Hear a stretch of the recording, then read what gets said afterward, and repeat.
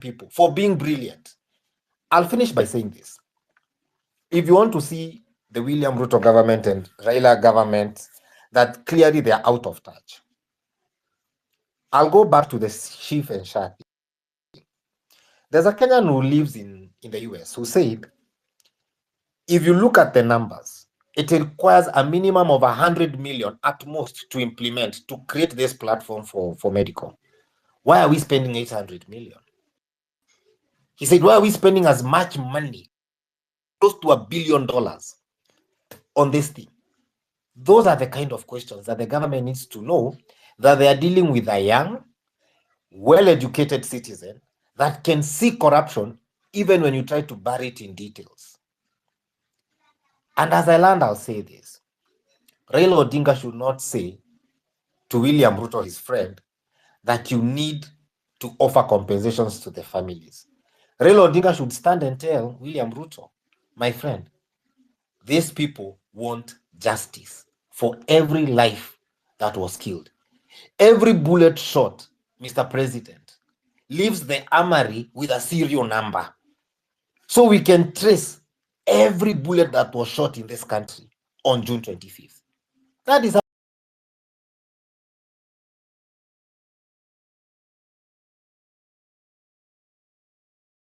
evidence is collected. Why are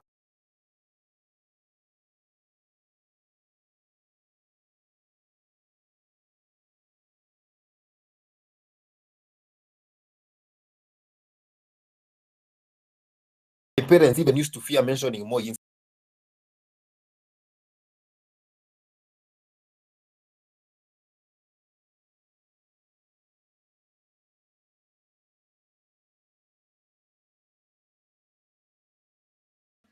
Are we going back to those days?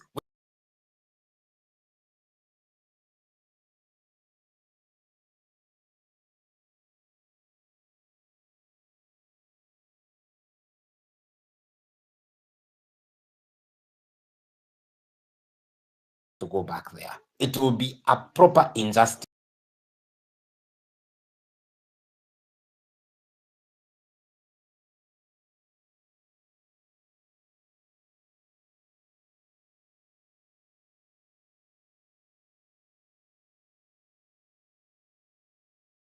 Weaponized to mask injustice. Yet I know, we know the script.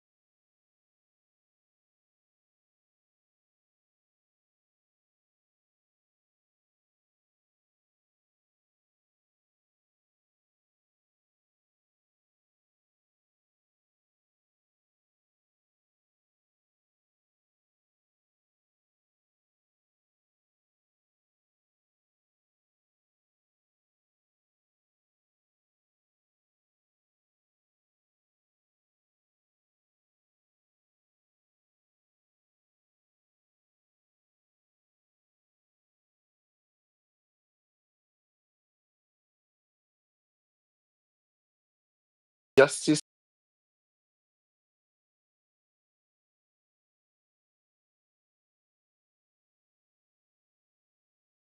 An apology should be as loud as your disrespect. You don't whisper an apology while you went out, in full gear, killing people, And when you are giving apology, there is no if.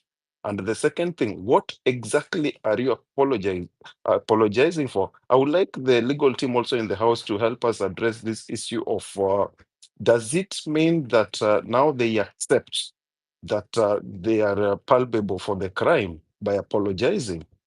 How does it work? I move on to Ross Njeri. So Ross Njeri, we know is a software developer who was arrested on Friday, and we all understand why they will arrest you on Friday and not Monday, so you can stay longer in the cells. And the offense was simple: creating a platform for Kenyans to submit their views on the 2025 finance bill. She should have been rewarded. I believe the government is in violation of articles 32, 33, 32, 1, 33, 1. A. As a single mom, her two children are denied care and protection. Our government is telling us loud and clear that it has overthrown the constitution. But are we actually shocked? I'm not shocked, especially when the police said that it's the DCI that arrested her and should be asked. So, again, they are just using, they're using the police, to settle the scores and to frustrate the efforts of the youth and whoever is trying to fight for justice, And I believe now at this point that the government of Kenya is practicing kakistocracy. That is the government, but that is led by the worst, least qualified, or most unscrupulous people. That is what I believe in now. I had a chance to talk to a lot of, I think, Gen Z forum that we had in other social medias, and I would like to say that the 2024 protest, which sparked the finance bill, it showcased the Gen Z's this transformative role. They transformed the Kenyan politics, and as I said before, that's where the ignition started. We were not even in spaces before that. So this leaderless, tech-driven demonstration, it forced the bill to be withdrawn, and this highlighted the grievances against corruption, high taxes, and this opulence that we see. And if you look at the polls now, 76 to 81% of public supports per poll, they know that the Gen Z influence is there, and moving forward, a Gen Z candidate, two solutions. I wish and I pray that we get a Gen Z candidate, okay, and we capitalize on this awakening, because it seems like Gen Z are not being rewarded or identified enough, As you look at Ruto's, he's trying to co-opt opposition leaders and bring in the Gen Z, into the government. We have seen that happen, and anyone who is here, I've been in touch with people like, I think, Ot Sonko or Mabonga, and I'm fortunate enough to be in one of his group for the think tank, whereby we are formulating the structures and the way forward, and also for the anniversary commemoration of the fallen soldiers last year for the Gen Z protests, So we are mobilizing resources, people, and also we are scouting for people of the same mind. And if you are willing to join us, please, you can join us by approaching Mabonga direct, and then we can have action plan, because I think it's time for action. Thank you so much for the mic, Redemptor and Hillary and Abdi, and I will be listening. Bless. Redemptor, over to you. I think my question to the next speaker is what a real apology looks like in a country where those responsible offer words but no accountability. Is it just another form of violence? So this is what I really want to hear about the apology that came and without accountability, without justice. Over to you, Redemptor. Thank you. I greet you all and a happy Madaraka Day. We did achieve Madaraka at one point. And when we translate into self-rule, I think it has translated into selfish rule. And one of the biggest ways our leaders who behave like dealers is tulipigania uhuru na hakuna watu wengine wako na ruhusa ya kupigania uhuru wao. Because as society progresses, people make their own arrangements, cartels happen, politicians they got their self-rule politically. And we were fighting for the second liberation, which they said the political liberation. But the multi-party morphed into one party, it morphed into all these coalitions and the games they play. The new generation is saying it's our turn to fight for something. And this is not self-rule, this is selfish rule, where a cabal of people literally own the documents that run this country. We saw a fight about the seal, the government seal. That tells you they showed, I'm not even disclosing the gender, they showed my visitor where they live through a satellite image. 6-year-old was able to go to Google Maps and pinpoint their location and said, this is where I live, this is how my house looks like, and dragged it to the school they go to. And I think our leaders are sleeping, and they're sleeping through a revolution, even a revolution of how people communicate. They are in denial and come and make very powerful statements like, we cannot allow Kenya to be run through social media. Then it means they do not understand technology, they don't understand the digital natives. A 6-year-old can show a visitor in their home, this is where I live, this is how my house looks like, digitally. Now, when you come and think X is your only threat, you're forgetting 6-year-olds with a phone. An 8-year-old was saying there's no money for education because the president has not had 8-year-old. Someone played as a conversation they had with their child, and they were saying there's no money because the money is building state house. So with this kind of information, when you're threatened by the ones who are talking, now let's go to the analog generation, my mother and the 80-year-olds. They feed off their grandchildren. They get information better from their grandchildren. So they are more digitally woke than you realize. And so the in-between then are people you can give money to attend a meeting. I feel very sad when I see very senior politicians who keep repeating this story. Go and eat the money, it is your money. You're saying it doesn't matter if the money was stolen and you're being given the money. You're actually preaching lack of integrity. And the last one I'll talk about is compensation for injustices. Those who've listened to me long enough know I am a victim's advocate.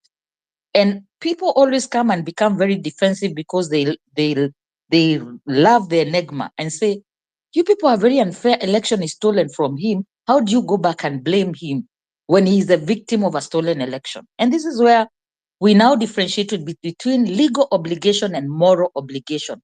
One particular case that I would want to share here, maybe someone will have mercy and go and address this issue. It is the death of children because of a political unrest and police brutality. And people always talk about baby Pendo. Rarely do people now talk about Stephanie Morale was shot in a balcony in Madaraka. And people did not even document one 9-year-old boy called Mutinda, who was also shot in a balcony in Embakasi, or is it Pipeline, when the opposition went to Jacaranda during the inauguration of Uhuru Season 2. 3 children.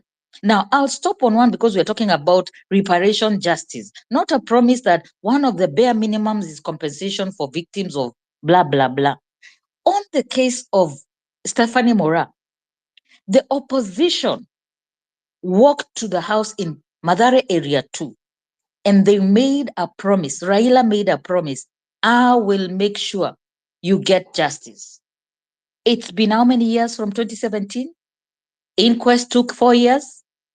And an interview that was done by African Uncensored, this man asked, huwa nauliza alisahau? So my question is, if you can't keep promise for one, forget about all the others. One, a child, you went to grieving parents at their lowest moment and you made a promise that I will make sure you get compensation. This looks like it's a song. And that's why I talk about moral obligation, not legal, not political, not religious, just that you made a promise to one citizen, one family, that your child was killed. I will make sure you make justice. So I am not buying this promise of justice for 2025 when I have backlog of undocumented injustices as a result of political unrest. And the good thing the Negma would have done, the great man that we owe a lot for what he has done for this country, the best thing he would have done in this situation was not make a promise. We are tired of promises. My generation is blamed a lot for we don't speak up enough. We are the ones who do this. But I'm seeing the younger generation filling up a stadium So what is the problem? The problem is we have not emancipated ourselves from mental slavery. And the analog natives are behaving like they can apply what they've always done in this generation. That's my appeal, that if you really love these party members and you are part of it and you're on this space, Mutinda lived in Embakasi. Go and find out what happened to that family. In the case of Stephanie Mora, they were told an identified policeman, because of the blue code of silence, we can't tell which policeman. I know a few civil society organizations have attempted to seek justice, but nobody has done it yet. That's in terms of justice and forgotten victims. So I think it's just rhetoric. I think it's just good speech of, it's not our fault. Bad things happen to people. Too bad. I have no control over this. Then don't make any promises. If you have not kept the past promises, just keep one promise. That's my submission.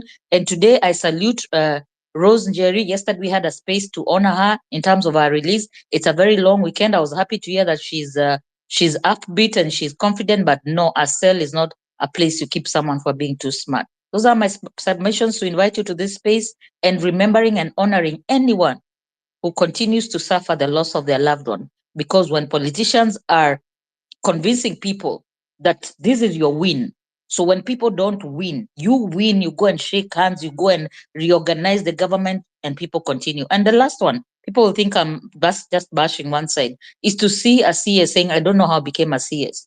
You became a CS because people died. You became a CS because people are courageous enough to say, stop this, let's reset, this is not working. So don't pretend, don't give those emotional appealing that I'm so lucky, I'm so blessed I became a CS because of this arrangement. This arrangement is watered in blood. So hard conversation to have, Abdi and Hillary, and let's hear someone else.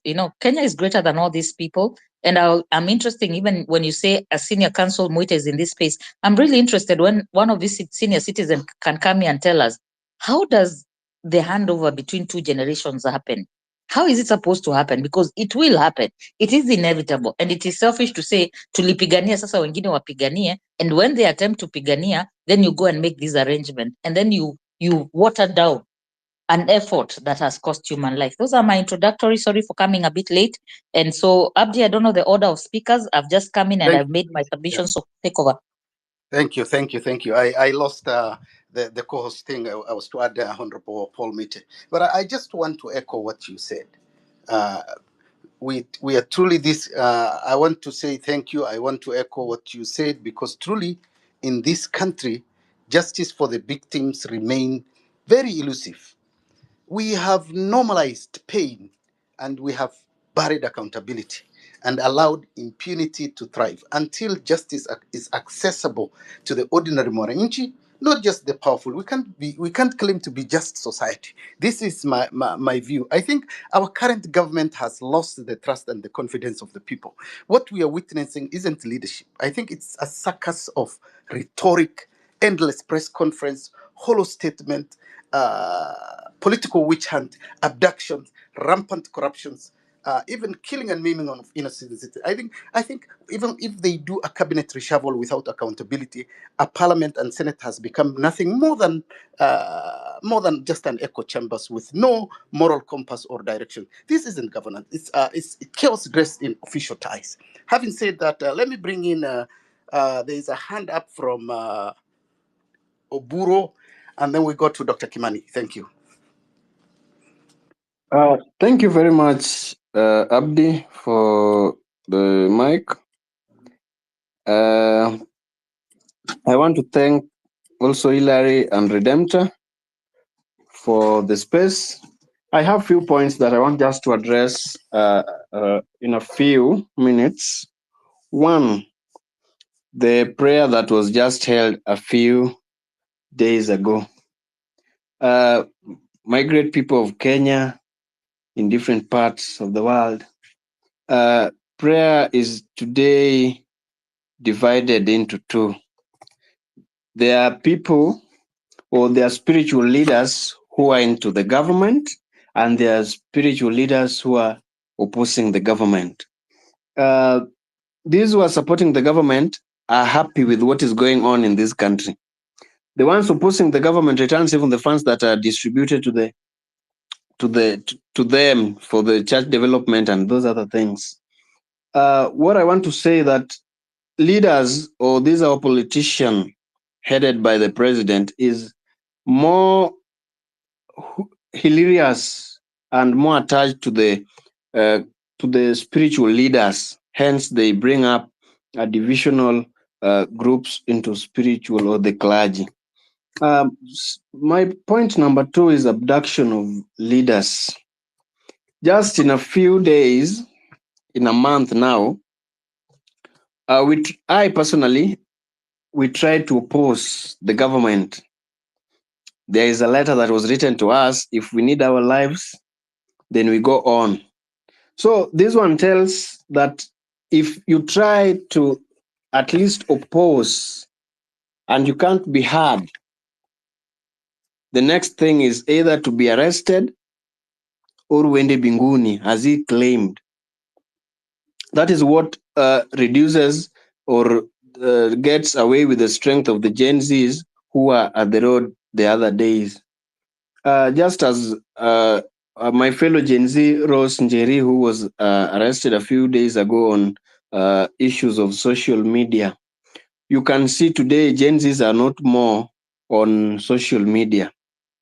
Because if the previous incident of Njeri, if many goes there, then they say, if I'm arrested, who will be there for me?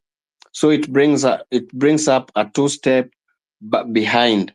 Hence, it leads to unworth situation for our Gen Zs.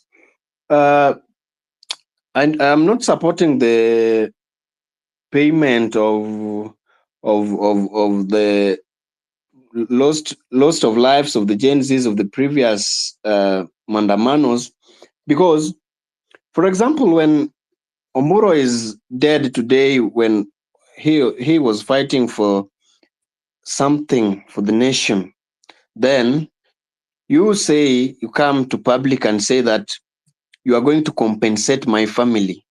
For what purpose do you compensate my family? Yet I'm already gone. You can see on the Madaraka Day that happened in Homa Bay today, there was no recognition for those heroes who fought for this country. It was tumetenga, tutafanya. We are giving these billions of money to go and do this, to go and do this, to go and do this. Was that the aim of Madaraka in Homa Bay? If you can just sit down as a person and focus that, what was the aim of having Madaraka in Homa Bay? We had Homa Bay heroes. They were not recognized. It was just, we'll give this. If you can, if my fellow people, at 10,000 slot of position of Kazi Mtaani, will it be enough for billions of Gen Zs or youths within this country? If you ask for that question. Meaning, Kenya is just for worship and praise. And what is happening with Kenyans that we forget a lot. If you see what was happening in Homa Bay, there were people who were mobilized. If you don't know, there were people who were mobilized to come and praise the president. In Homa Bay, when you try to say that you are against the president or you are against the government of the county or national, then you are squandered up. Where are we heading as Kenyans? The Madaraka thing that was held in Homa Bay is just an embarrassment, nothing else. Lastly, my last point is there in the budgets, allocation of funds are majorly on the State House and what things that can't even help a common mwananchi, which we here try to fight for.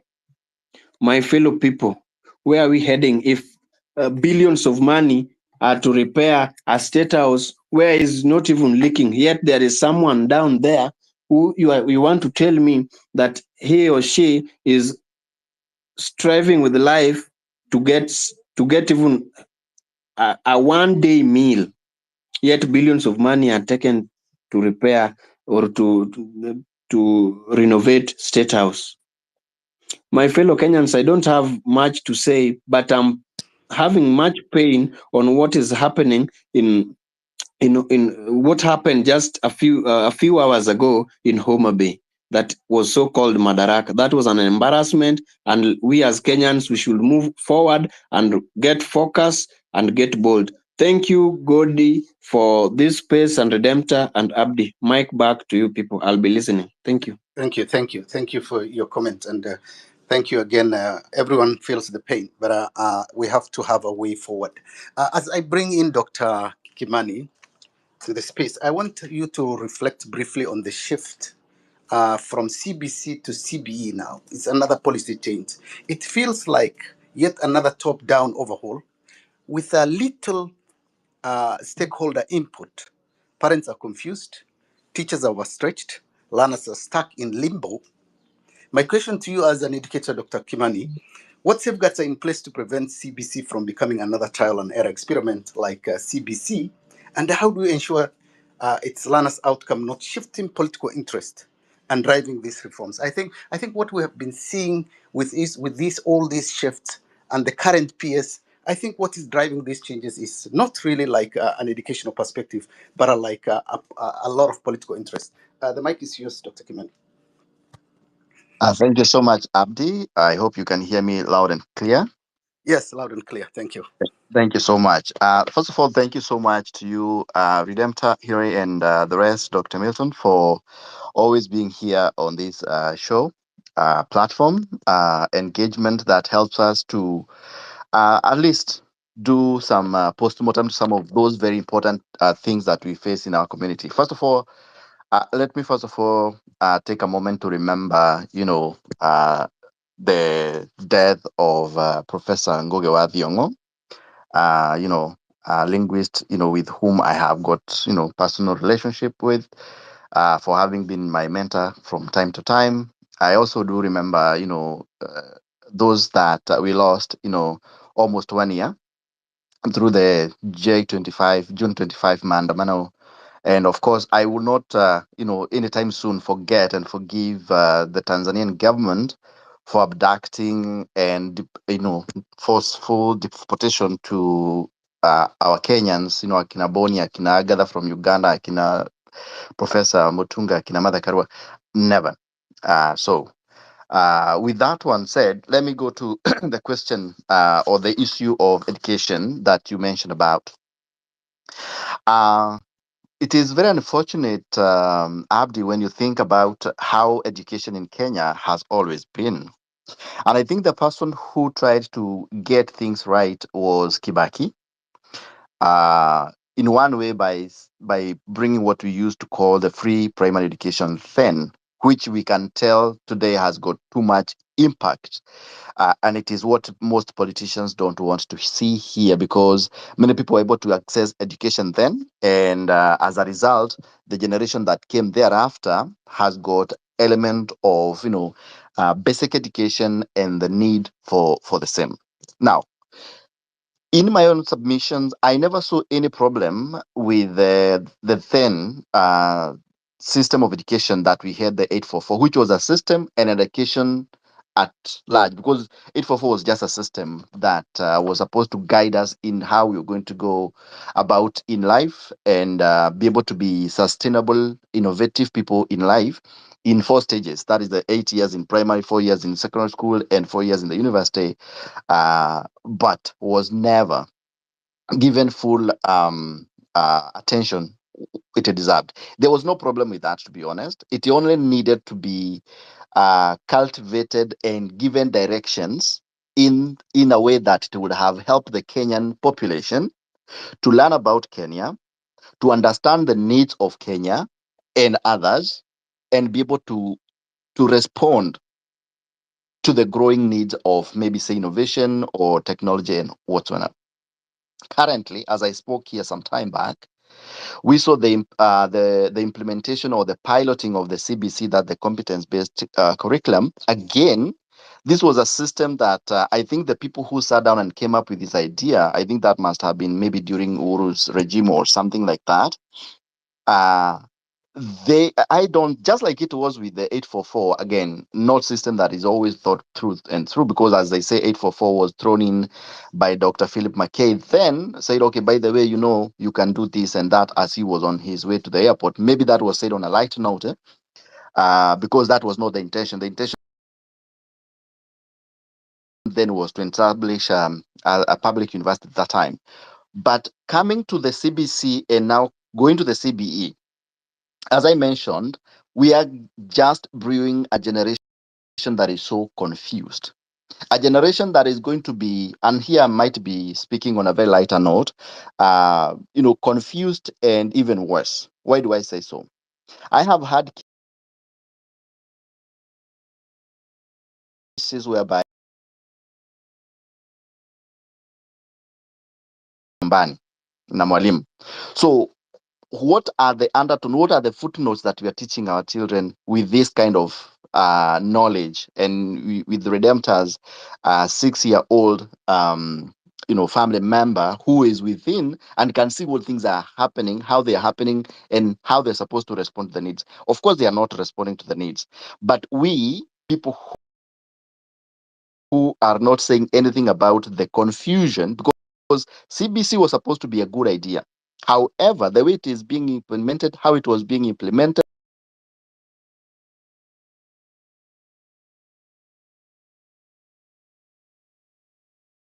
and the pieces that were gathered from all over the place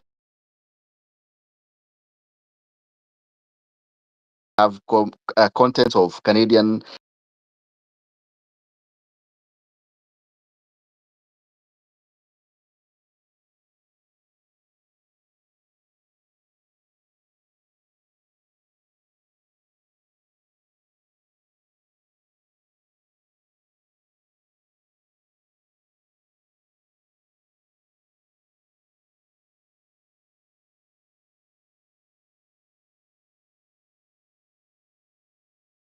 The only thing that is changing here is the C. That is,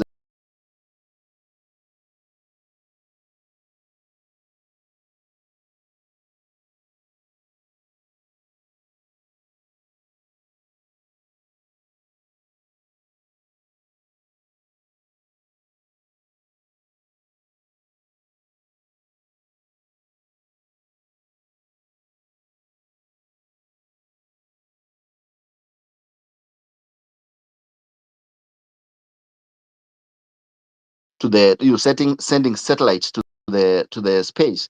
Can we get there, Kenya? We saw some,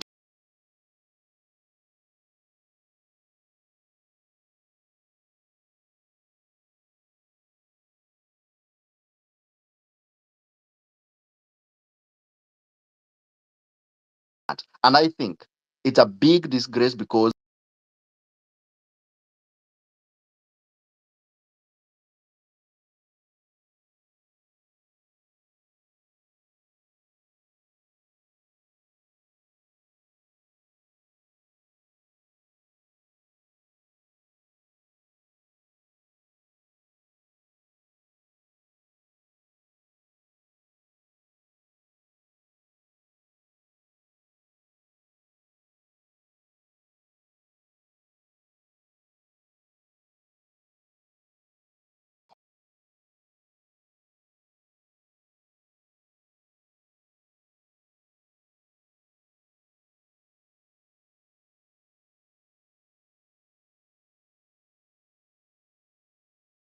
and say and call,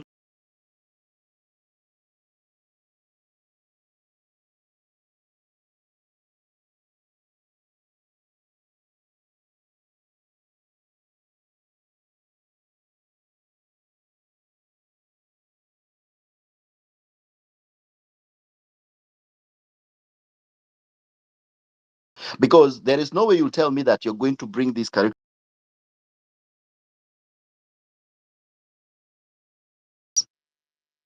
You do not have classes that I'm talking students speak sitting in classrooms. I'm talking about children,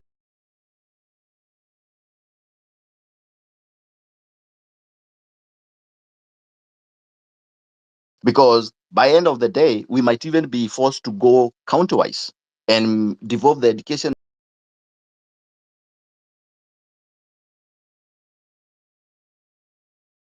If that is the case, and be able to compete with other countries, if that power against other children elsewhere, because they will be so confused. They do not know what they know. Now, having said that, let me go back to the current issue of Madaraka Day and the finance bill, because this is the month where although you people are already in June, I'm still coming. I'll be in June tomorrow when you guys are sleeping. Um, the idea, the Madaraka Day, the prayers. First of all, I believe that the prayers that was made, that was a serious mockery. I think the only person who understood the memo of the day was the preacher, or the gentleman from the USA, who I think was given the right message and then delivered it to the wrong people, because he was saying the right things. But the doers of those things are just hypocrites. And you'll forgive me for using the word hypocrites, because there could be other words to use. Because how do you do that? How do you even offer an apology and use the clause if? And yet, there are people who are dead because of your actions. That for me, it is a no-go zone, and I cannot even talk about it. It's a no-go zone. It doesn't hold any waters, and it should not even be talked about, because there was no apology that was made. There was no even attempt of an apology that was made at all to me, and especially to the people who lost their loved ones, because they will never get them again. They will on. Some of them do not even know where they are today. They do not know, and then you say if. It is not settling well, and it will never be. And that's what I'm calling upon all people of goodwill that would want to see Kenya move from where it is today, becoming the laughing stock of everybody in the world, to being the epitome, the light that everybody in Africa can see. We have to fix our nation. We cannot have it fixed by other people. We have to fix it. And the way to do it is having a meeting. We have to call meetings within ourselves. And like, what is it that I want to see moving to the future? Prepare yourself with IDs, prepare yourself with voters cards, and make that wise decision, as Bonnie called it out. There are good people there, people who would have no implications, and people can solve the issue of corruption. It can be solved. But if we keep recycling these people, we can only say we can only reduce that. I had the minister for, I think, CS one day talking about reducing. If you are stealing 1 billion, you steal to 500 million. What kind of a sentiment is that? Like, where are we in that case? How can we glorify this kind of a mess? I hear somebody saying you go eat the money. Where is that money coming from that you're eating? And yet people are dying. There is no medical facilities that are in good shape. Education is in shambles. Security is messed up. We have some young men and women in Haiti that are dying. They don't even know how to come back home. I mean, we have people. It is just obnoxious. I saw also the IBC have been put in place. I think although I do not support the whole idea, but I believe the system that is in place should be able to help us be able to move forward. Because without this thing in place, we may not be able to achieve whatever we want to achieve, come whether it is 2026 or 2027. And there's people that I have always said, there are people who are anguishing because they do not have representation, either because their members of parliament have died, or they have been called otherwise to do that. Last but not least, I think we need to interrogate this finance bill. And I think, given the sentiment by Rose Njeri and her abduction and being detained in jail unlawfully, we should reject it. If it was a good thing, she could Okay. not have been taken there. So thank you so much, Abdi, and we'll continue having this conversation. Thank you. Thank you. Thank you. Redemptor, I think we're having issues with Hillary, and I'm also having issues adding speakers. If you can really add some new speakers, set of speakers, that would be awesome. For now, I'll bring in Anthony and Bonnie on two issues. One is the finance bill. I think a lot of people have already talked about it. The finance bill 2025. It proposes nothing short of oppressive and exploitive taxes. If KRA unchecked power to access our bank account and M-Pesa records without a court order is a blunt violation of our right to privacy. It also raises a fringe benefit tax from 9 to 30%, punishing workers for trying to survive. It also removes VAT exemptions, I think, on a locally assembled phones, making communication tool unaffordable. I think also it imposes 15% VAT on streaming and digital services, taxing learners' creativity and youth livelihood. It taxes also medicine and basic essential, deepening the cost of living crisis. It slows down a refund while extending audits to 180 days, choking small business already on life support. The bill must be rejected because it's aggressive, anti-worker, anti-innovation, anti-poor. It burdens low-income earners, suffocates digital creators, punishes small business, treats citizens as cash cows. This is not about raising revenue. It's about consolidating power and crushing resistance through economic hardship. My question to you, Bonnie and Anthony, when government imposes unbearable taxes without delivering services, is that not state violence through policy? What points do we say is enough and reclaim our democracy? Over to you, Anthony, and then we go to Bonnie. Thank you. Redemptor, if you want to add something, that's fine. But still, please, can you add some new sets of speakers? Thank you. And you can bring in Dr. Milton up.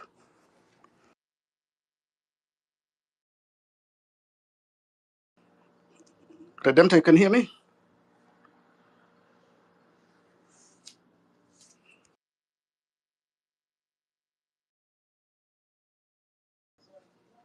Brian, go ahead.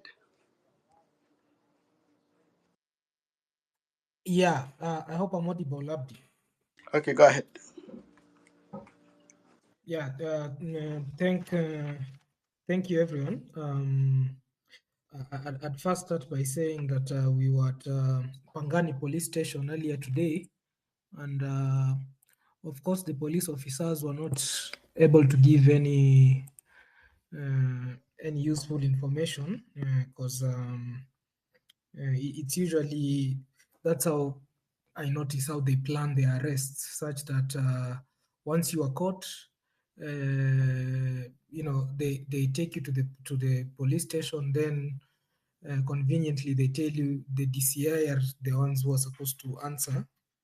As we are here, as our role is to hold the suspect or the person that has been brought here. So I saw the mother there who, to my surprise, was supporting whatever the daughter was doing, which was really helpful. And yeah, the police officers were not as violent as I was expecting, given the experience in the protests. Yeah, but it's really sad. But somebody came with blankets, a set of blankets, and other material that she can be using while she's there. So you can imagine from Thursday until Monday, you can see there was some, thought that went into this, because what she did essentially is a HTML form which would allow anyone to come and submit their feedback. But what I understand, they want to characterize it as she's among the people who are rallying for rejecting the bill, which I don't see any problem with that, because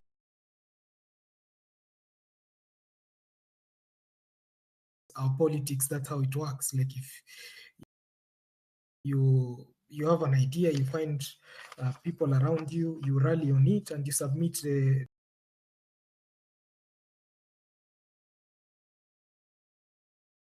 it's basically a form.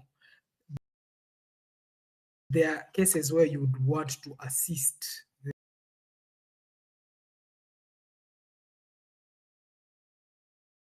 the person submitting a form, whereby you put things we call hints and tooltips.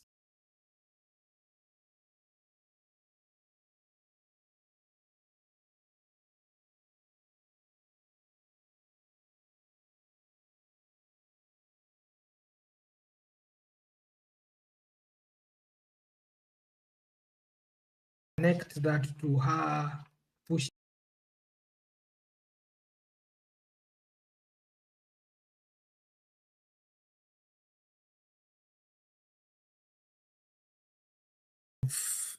kill the morale and kill the spirit of young people. We saw the same in Bangladesh.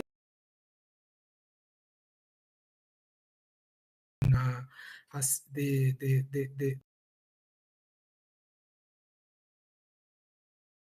and the students came out.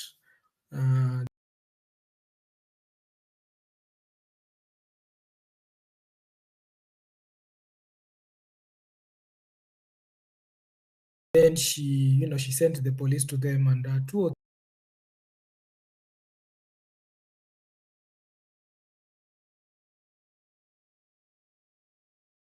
on that day. It could have been 5.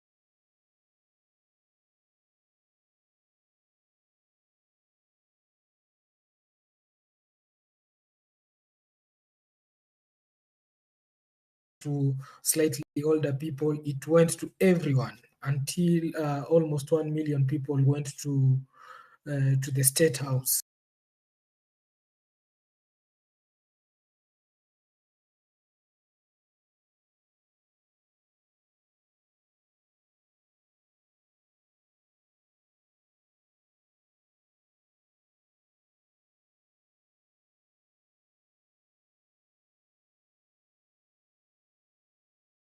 Yeah, about the education system that you had, that question, I thought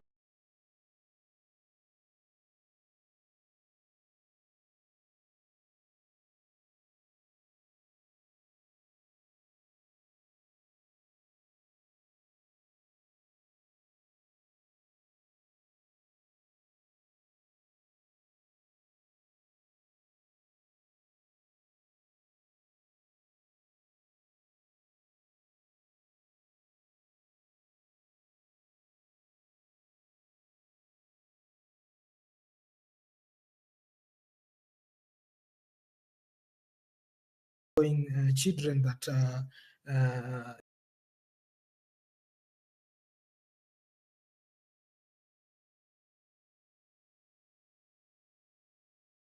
it. Some people are told, oh, there's AI, there's so many things. And I sat down. I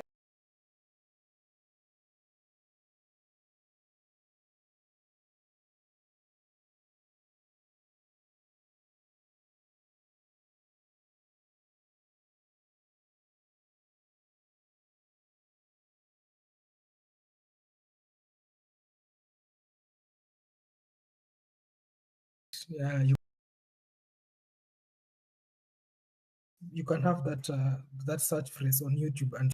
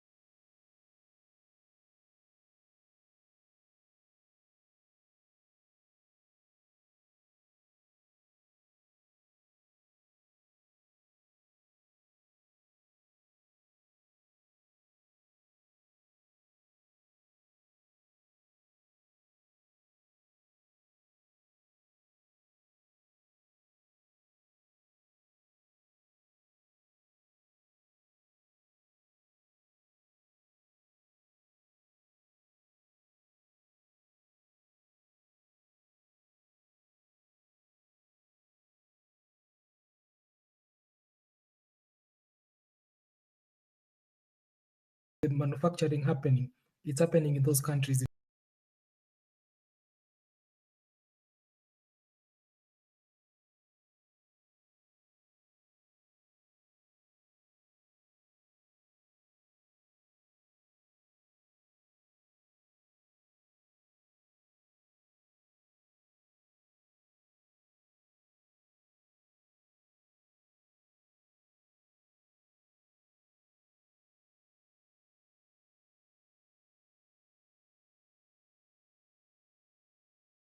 right.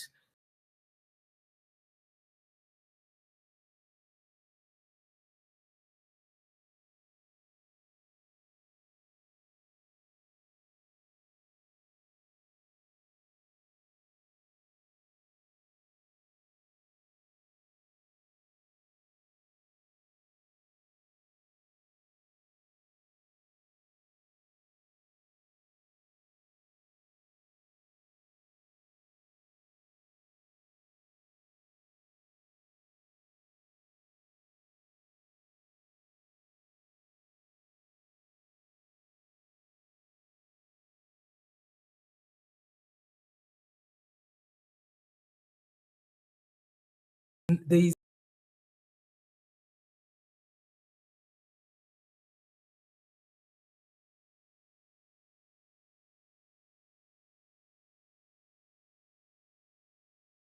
you can't even touch whatever it is that the education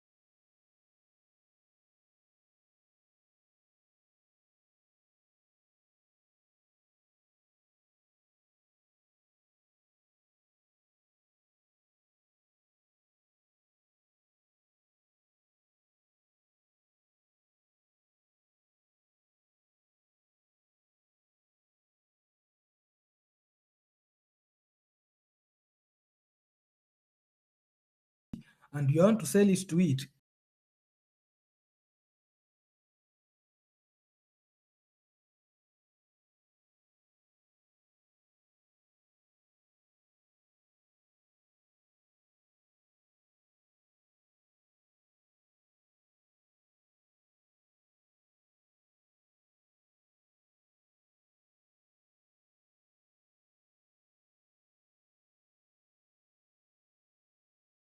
these are the ways we need to sell.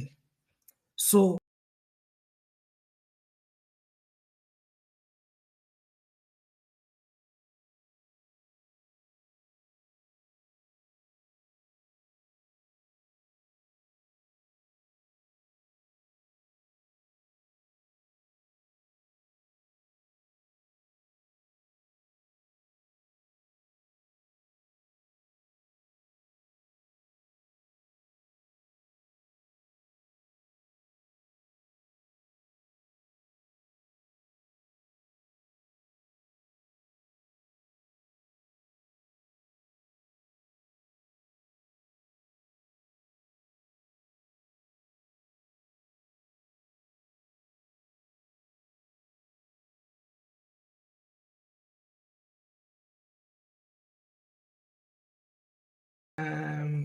that KRA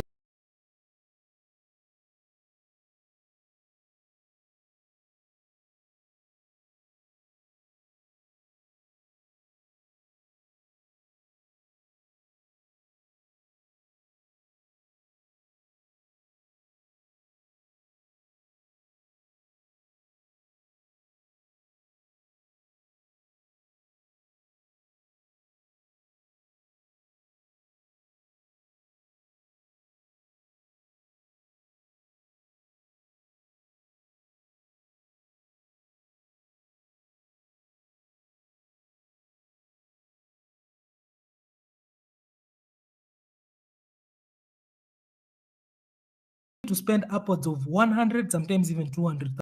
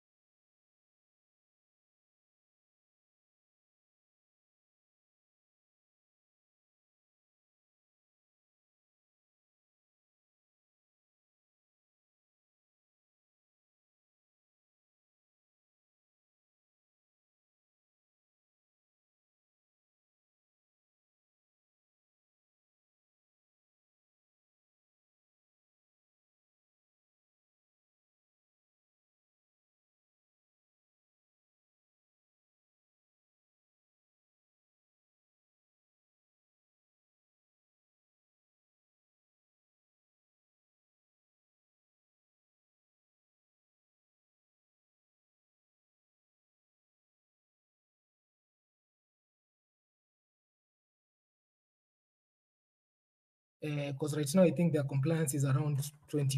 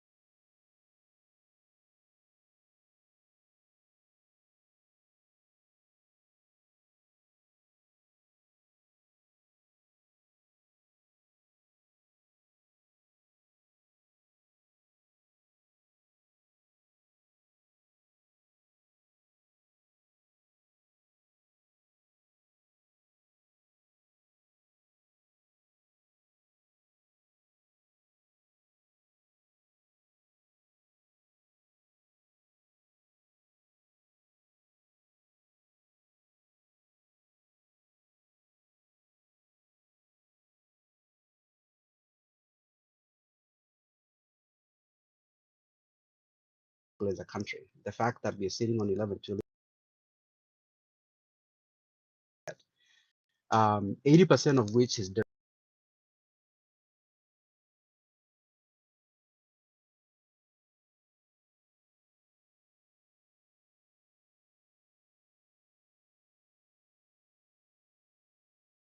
tied to the structure of our government, directly tied to the structure of our government.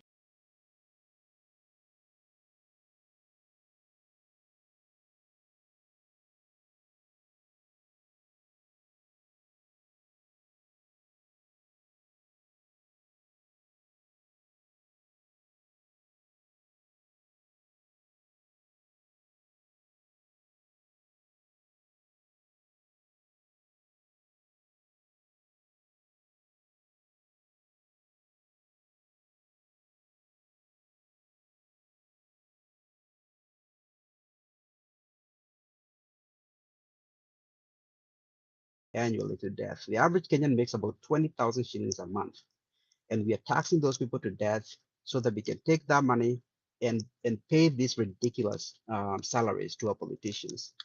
And then once we tax them to death, we don't offer any critical services. When you get sick today, you don't go to a Kenyan county hospital unless you have no other option.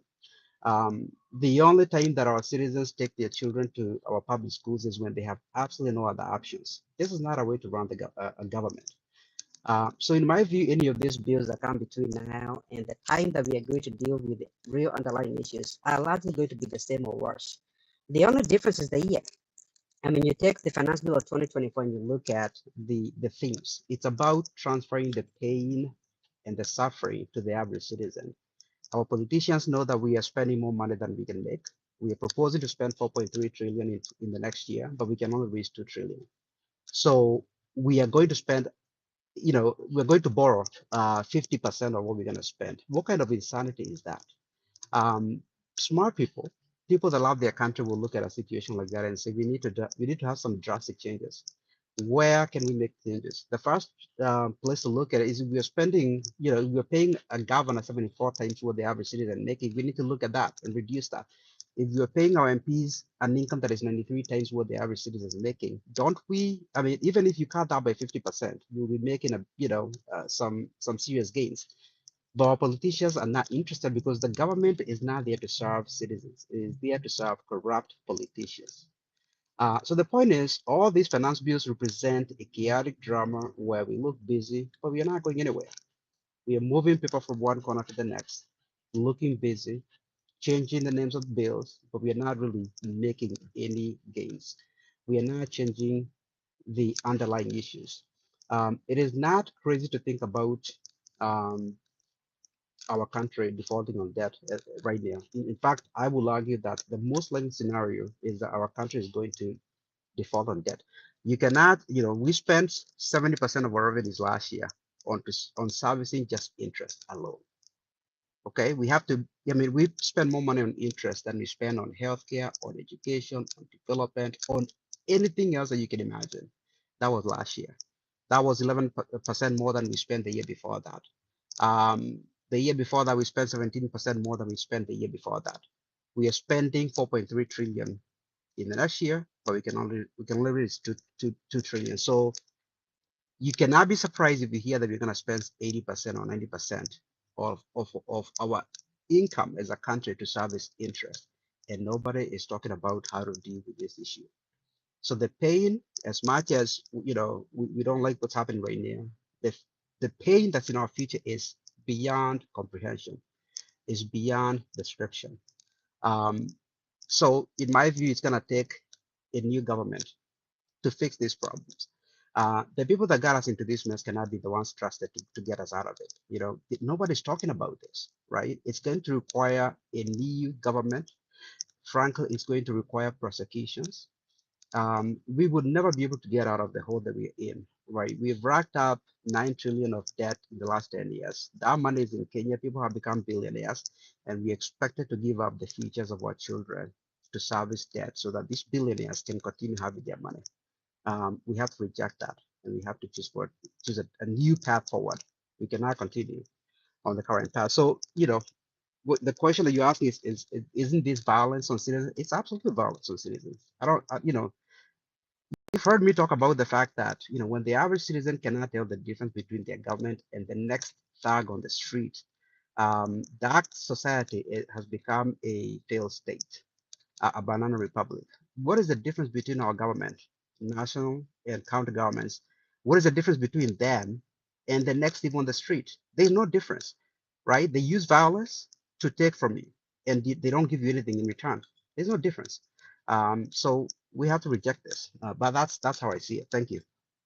Thank you, Bonnie. I'll read a few comments before I bring in Engineer Okuna, that is Victor.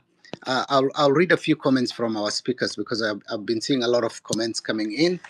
We have Zalendo, who says, where did we lose sanity as a nation? Article 10 establishes public participation as a national value and principles of governance. Outlines public participation in the budget process. What crime did we commit?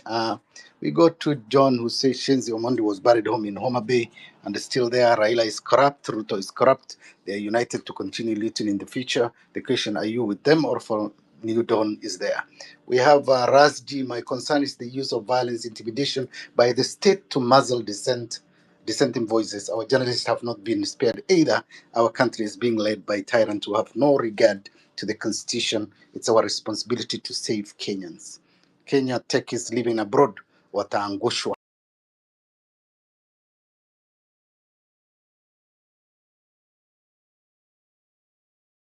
That's when somebody says, what make Madaraka Day if I'm being determined?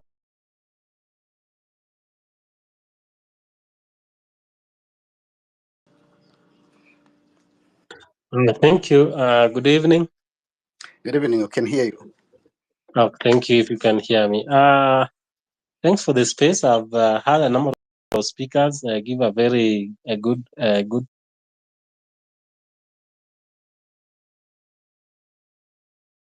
points, especially how the Madaraka Day was. Maybe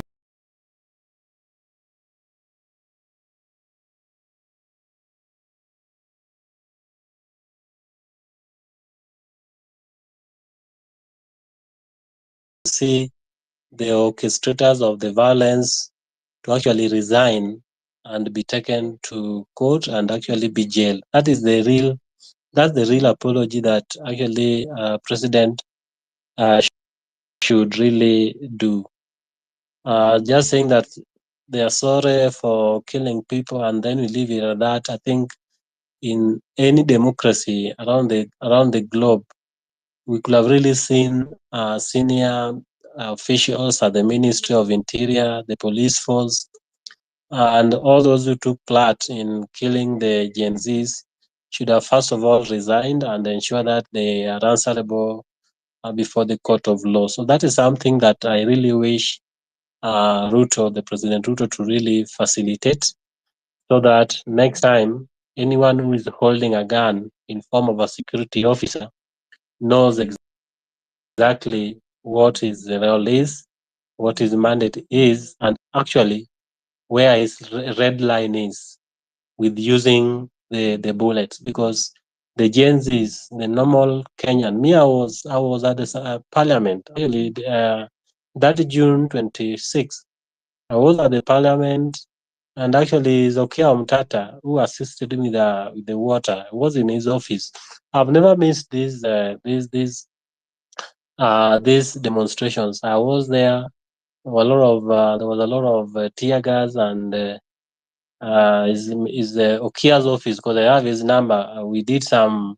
I was part of the presidential petitions E06 in 2022. So we've been having some close relationship or close working with Okia. So what happens in parliament?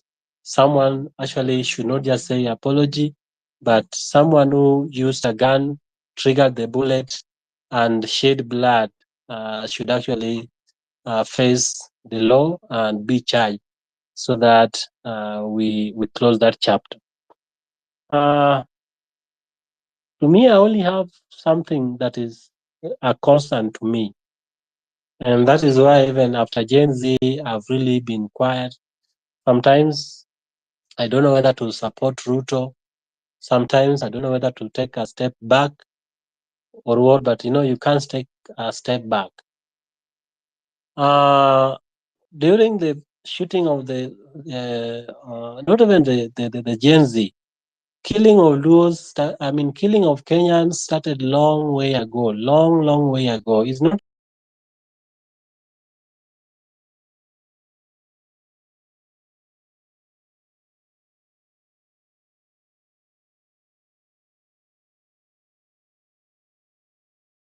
way before in the post-election violence in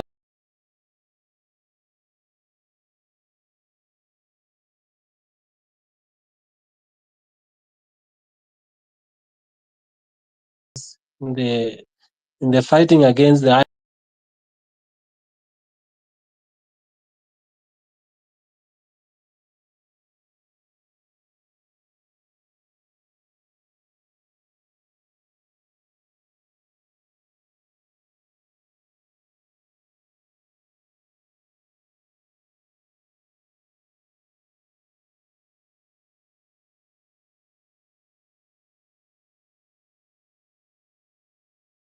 those who killed the Gen Zs, then we also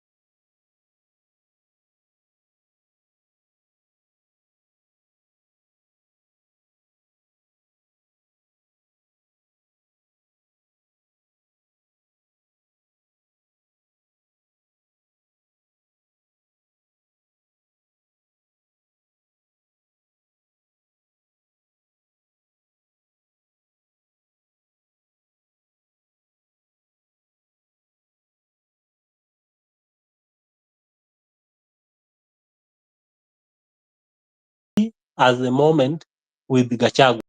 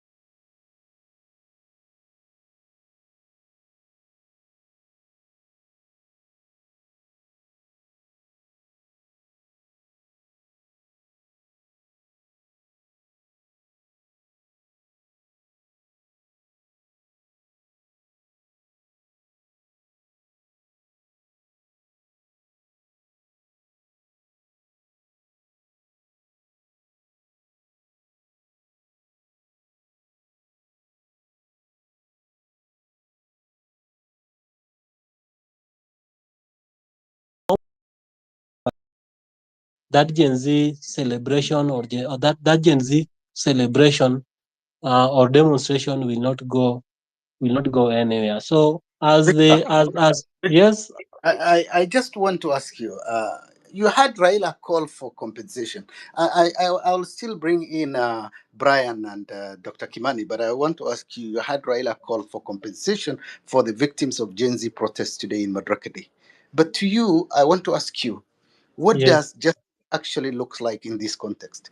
In your own context, what does justice look like? Is compensation enough without No, accountability? I've said compensation is never enough. I've said that apology is when those who triggered a bullet to kill alive, to shed a blood, is actually taken to jail. That is what we call a justice. Justice is not compensation. But that justice does not only end in June, that justice must also go to the years before, the months before, so that everyone whose child, whose mother, or whose dad was killed get justice. Justice is not compensation, but justice is to ensure that those people who really took part in killing of fellow Kenyans are actually face the law. Then finally, as I leave on the finance bill, the finance bill isn't good, and I've shared my public memorandum here. I think you can go through it, and especially on the part of taxing the solar. I've really traveled across the country, 47 counties, 290 constituencies, and we really find a lot that almost 80 or 70% of poor Kenyans still rely on solar panda, M-Kopa to power their homes. And even not even that. Those who are doing small scale irrigations along the rivers, take it River Thwake, River Tana, Athi River. Athi River spans from Athi Center, Athi River town here, all the way to Mombasa. You will find that chunk of Kenyans, thousands of Kenyans are still using diesel generators to actually pump water to their farms. And a number of them are changing to solar. So I think the Ministry of Finance, because they do statistics, they always know a number of items that have been brought into the country. They know the data. They have the data very carefully. They have seen that solar and so forth has a lot of turnover that they want to pinch Kenyans so that they get some value in it, not knowing that having a 16% on solar and lithium is actually going to affect thousands of Kenyans who would really wish to change from this gasoline or diesel generators to solar. So I really wish, as we also reach out to reject the finance bill 2025. To me, I don't think if the phrase reject all really matters, but we really need to look at the specific items, the specific articles, what has been amended, the tax that have been introduced, what is the effect of them to the economy. So those ones that bear more interest, like this issue of fuel and energy, that is something that should be struck off so that Kenyans who are not really able to pay millions of money to Kenya Power for them to be connected in their rivers can use solar so that they can do their farming very well. And I always tell guys that people do not measure the cost of living by buying cars or anything else. No, I will go to the grocery there. Then I go and buy a tomato. A tomato that maybe was sold 5 bob. The moment I'm told it is 10 bob or 20 bob, yes, I will buy it. I will buy it at that 20 bob, but you will not really have much issues with the person selling it. But when I see Ruto on the screen talking about the cost of living has gone down, and you remember that you bought one tomato at 20 shillings, then that is where the anger comes from. So the government actually must know that the cost of living is not about buying houses or buying cars or buying things at a very high cost, but the cost of living is measured right from these small things like tomatoes, onions, and that is where the most Kenyans get hungry when they have to spend 20 bob to buy a tomato, which actually maybe they were buying 3 bob or 5 bob. So let us do all we can so that the issue of the solar, I know there are also other things that were really taxed, but they are not really going to pinch Kenyans. They are not going to pinch a mother down in the village who is trying to convert, because these solars after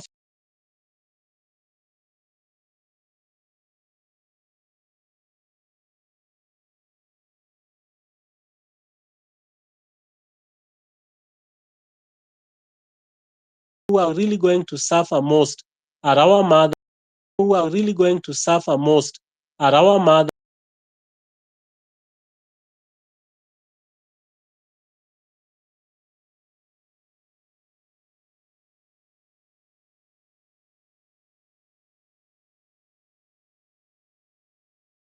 Are our brothers, are our parents.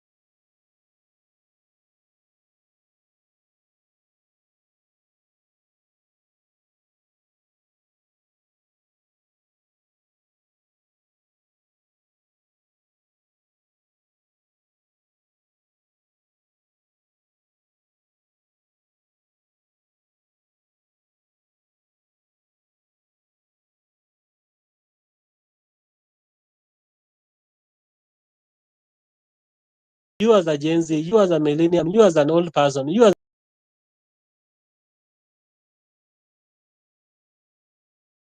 chair of African climate change. If he is the chair of the African climate change, Kenyans are still running diesel generators along the rivers and everywhere else. They want to convert from these carbon emitting machines to clean energy. And the chairman of the African climate change is trying to make the clean energy become more expensive. And that one now, I think that chairmanship does not really have its meaning in our country. Otherwise, thanks a lot, Hillary. I know he's not around. He told me other things. I'll still be listening as we proceed. Thank you, Bonnie. Thank you, thank you. I want to bring in Brian and Dr. Kimani before we make a closing remark. We can also get Hillary online. So my question still is a follow up on what Victor was talking about the apology. We had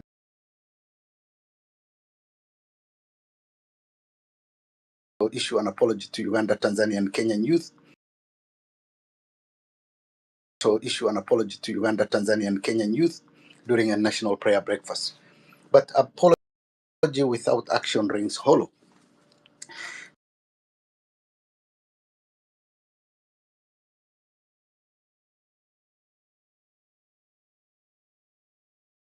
Loud Yeah. and clear. Yeah, so I think, as I stated initially, and I think it has been the a sentiment across. An apology has to point to something.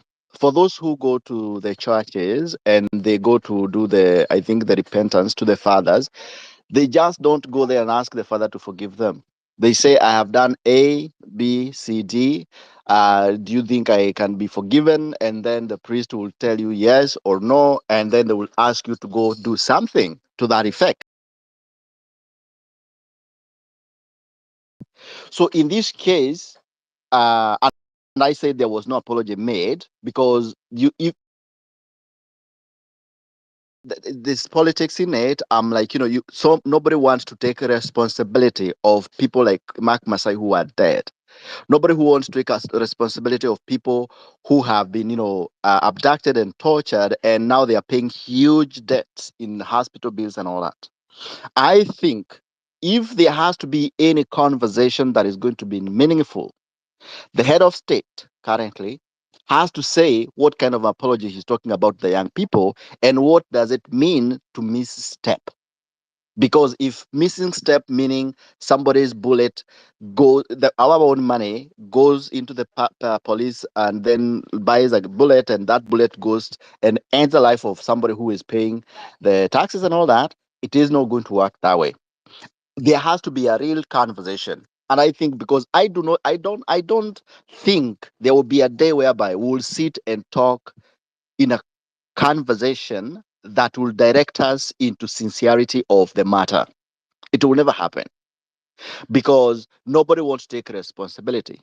Because even looking deeper into the conversations of the misstep and all that, we are still trying to make these adults, say, for example, the Gen Zs, we are still trying to look at them as infants, meaning telling them, okay, you, the young people, or you have to respect the elders.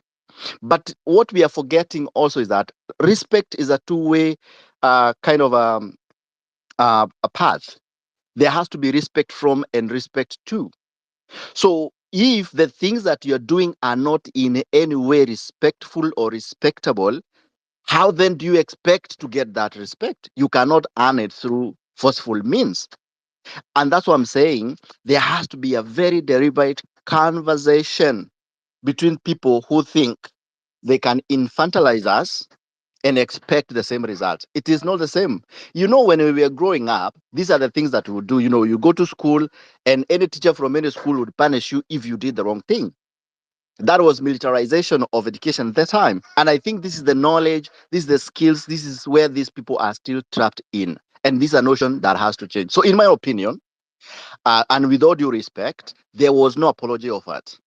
And therefore we cannot even have that conversation because there wasn't any conversation around apologies. Because what even all we know is justice has to be done, as somebody has mentioned. The people who shot people, the policemen, whether they were policemen as they were called, gangs or goons or whatever they were called, have they been brought to book?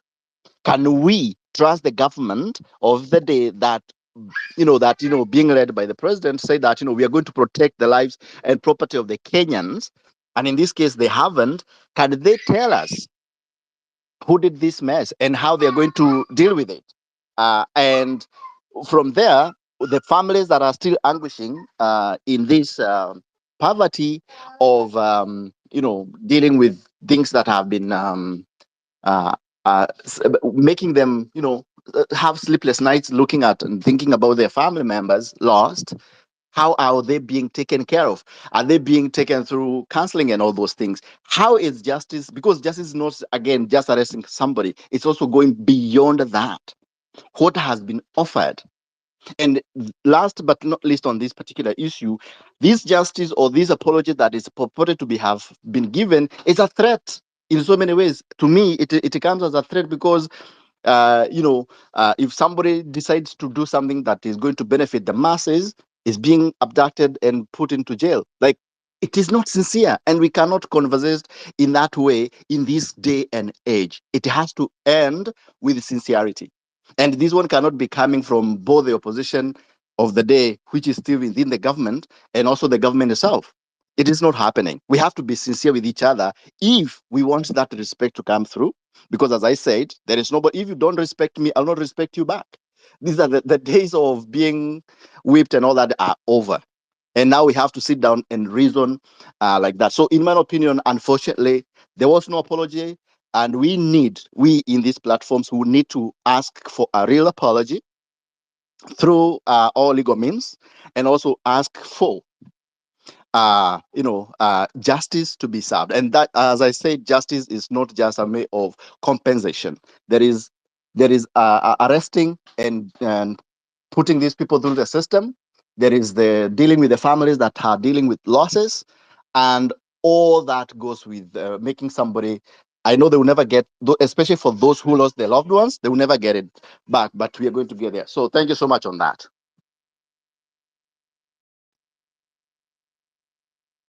Thank you, Dr. Kimani. Brian, what's your take on that?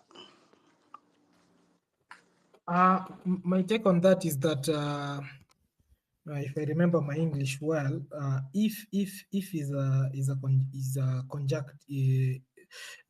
conjunction, if I'm not wrong, like, in sentences you use it to, in a sense, you it's almost like if I did something and if something happened and I was not aware, then please do forgive me. So I remember there's a friend of mine that when he gets drunk, he when you get drunk, I don't get drunk, but now with him, it's like he forgets whatever it is that takes place, and then in the next day he will sometimes send text messages to those who are around and asking, oh, nimechoma, oh, Iza, pole, sijui nini. So, I wonder if, and the president keeps on repeating and asking Kenyans, and sometimes even telling them that yes, he was wazimu. So, the way I understand Ruto, he does not think he did anything that was offensive or hurt Kenyans. That's not what he's thinking. What he's thinking is that he protected his government, he protected his power, he protected his wealth. That's what he's looking at. He's looking at Raila Odinga. Essentially, that is the focus. So when he comes out and issues such a statement, and I think it was I don't think he intended. I think that was an ad lib from him. It was somebody had stood up before him and had mentioned something towards Gen Z's being listened to. So I think he was just following up on that, and it is, according to me, it's an insult because he will say one thing on one hand and do something else on the other hand. He will say that he wants forgiveness, then immediately goes to arrest that go to arrest Rose. Ruto, and by Ruto I mean all these politicians. It doesn't have to be Gachagua, it doesn't have to be whoever it is. The problem is this: the Kenyan political class is moral free, is value free. They are very, you can call it, is it nimble or dynamic, or depending on the circumstances, they will say anything. Like we have lived in this country when Raila Amolo Odinga told us that huyu akiamka asubuhi pombe, akienda kulala bangi, and he shook hands with the same person. These people will say anything. In fact, it's unfortunate that Kenyans trust politicians. From where I sit, I don't listen to what politicians say because I know that is usually a rouse. I look at how they say it, not what they say. I look at how they say it because almost immediately, look at Ruto. What did he tell us? There's nothing like Adani. This thing is just a figment of some people's imagination. What did he tell us the other day? This seal, what do you mean? This thing was passed in parliament. In fact, there was public participation. This is what he told us through that Isaac Mwaura, the spokesman. And then almost a day later, or is it 2 days later, Isaac Mwaura comes, and by Isaac Mwaura I mean Ruto, and says that no, that was fake news. The seal was not removed. There was nothing like that in parliament that was discussed. These are people we are not supposed to listen to. So my take on this is that it's either he understands there's a picture of a Kenyan that Ruto has that is hanging in his ceiling somewhere in his wall. And it's like he knows these people are very stupid. What I need to do is be close to some of these, tribal lords like Raila Odinga and the rest. And I tell them whatever it is that I'm telling them. Listen to what some of the Kenyans were saying about today's event in Homa Bay. We have a long way to go. Sometimes I look at, I really follow what Bonnie puts out. I understand it. And you get mad. But at the same time, what makes you more mad is how Kenyans are not correlating what Bonnie is publishing. He's talking of malfeasance. He's talking of people committing crimes. But the Kenyan is not able to say that, you know what, this is a crime. This is not about Kikuyu. This is not about Kamba. This is a crime. So these people, they understand that. Ruto understands that there is no correlation with whatever it is that they do. They can do anything. Essentially, a Kenyan politician can do anything because they know they will come back. They will use their tribal block and ask. They don't even ask for forgiveness. It's like it's their right. They are allowed to do anything. So that what Ruto said should never be taken seriously. In fact, it's a bit disappointing that all over the news, it came out as Ruto issues forgiveness.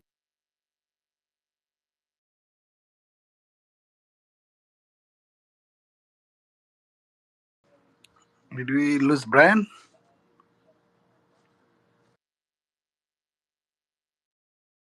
Redemptor, you can hear me? I can hear you, so I don't think, yeah. Yeah, okay.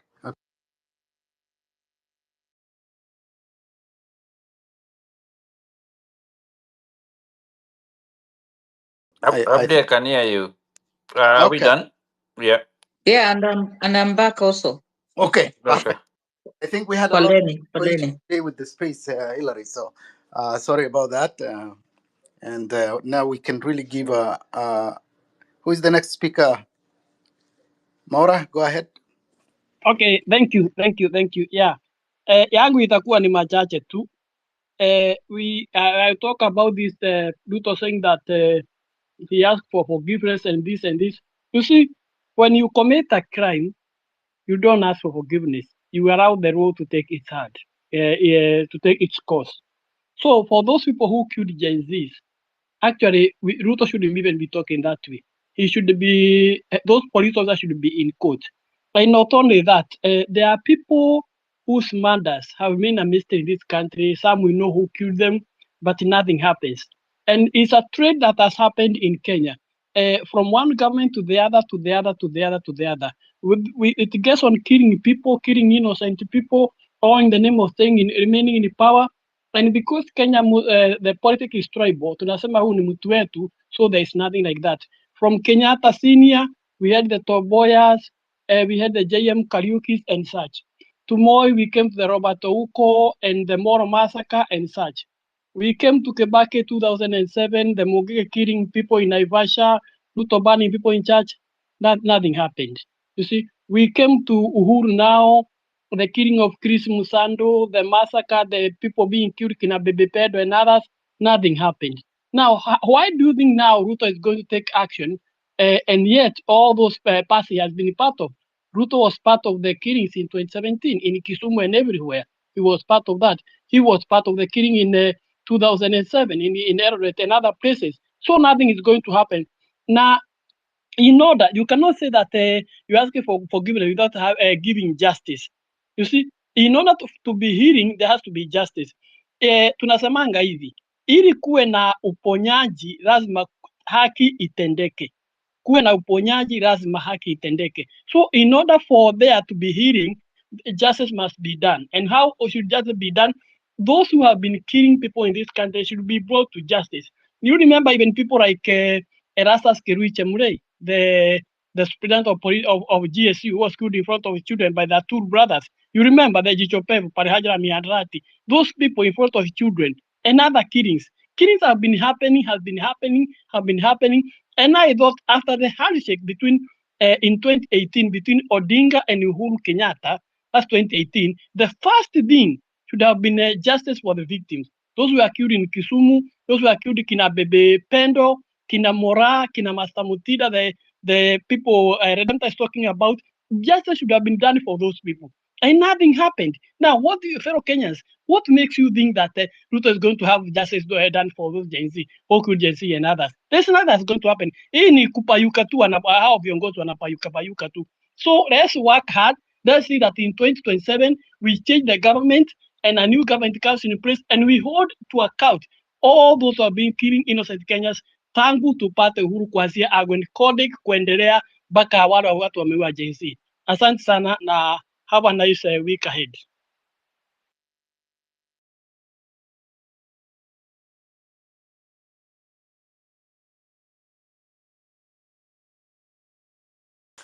Redempta, over to you. You can hear? Yes, I can hear you. Okay, take over, please. Yes, we have new speakers. Pole sana Abdi, it must have been hard to run the show like that. But thank you for holding the front. Did a great job. Dr. Milton is back. Hannah is on the speaker panel, Lyson. So I think I'll start to hear a lady's voice. We'll start with Hannah, Lyson, and Dr. Milton. When you're ready, just raise your hand. Joshua Kayo, I see you. Obonyo, I see you. Request for the mic, Wazalendo, as we plan to exit the space. Hannah? Thank you very much, Redempta. Hilary, Abdi. Today was a very heavy day for me. Very, very heavy. We were baited. And we actually took the hook. And we were baited by journalists from Citizen. I'm looking at everything, trying to trace back everything. It was hard.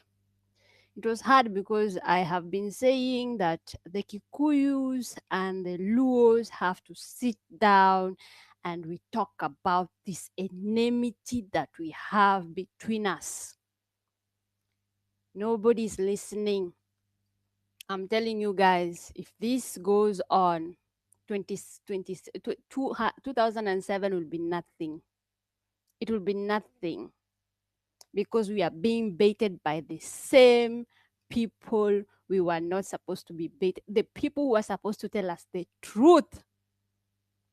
Wanachukua a video in the what is happening in Kisumu, and then anaweka hapo ka small words without explaining what is happening, and then Duraku happens and the Luo on the other side happen. What is this? Kenyans, what is this? I thought we said that we were tribeless. I actually came to this movement because we had tribeless. I didn't come because of any other thing. I knew myself, I knew everything was a little, but there is this tribeless thing that made me more a tyrant. Yani interested by this. But now I am feeling like tumetupa mbao, tumeenda mbali. We are not looking even what we had a goal, and the goal was to remove anybody who has been serving in this system for the past 40 years.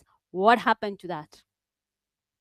What happened to that? Why are we running to Rigathi? Why are we running? He is baiting us also. Why is it so hard for people just to say, I am getting myself away from the politicians, I will listen to what they say, but I will vote for what is right, what will make me and my family prosper, not them, me as a person. Tuliangukia wapi?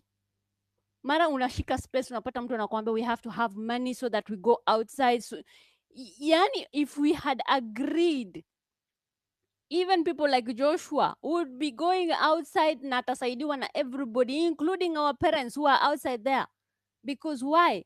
Money is not the problem. Money shouldn't be the problem. Ni kutoa, tungekuwa tunatoa watu bila hivi hata kuongea. But now we are the same people doing the same shit kama kitambo, and we're expecting the same different results. Seriously, Kenyans, I am sad. I'm appalled. Yani, we are talking about root hole. We should be talking about finance bill. We should be talking about that lady who's been undertaken ameshikwa bure. We should be camping outside there, telling the police how not to menace ourselves because they are our brothers and sisters.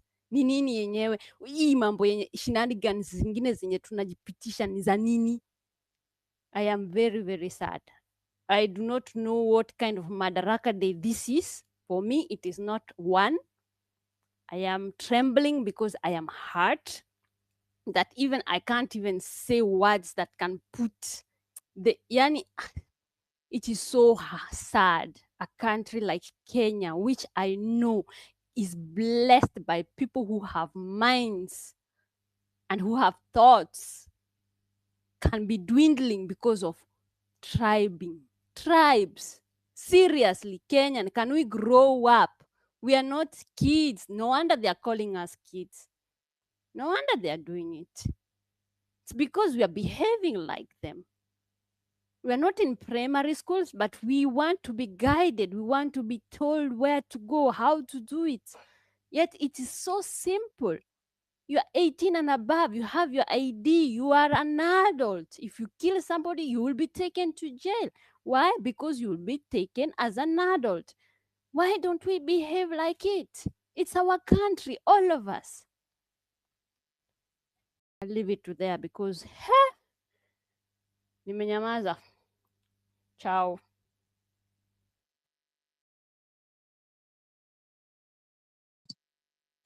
Thank you, Hannah. Hannah, I salute you as an ambassador for this message.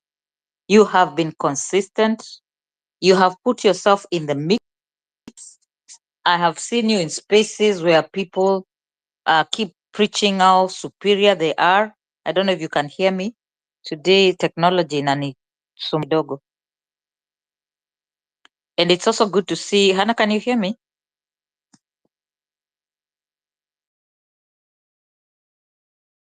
Yes, Redemptor, we can hear Yes, I you. can hear you.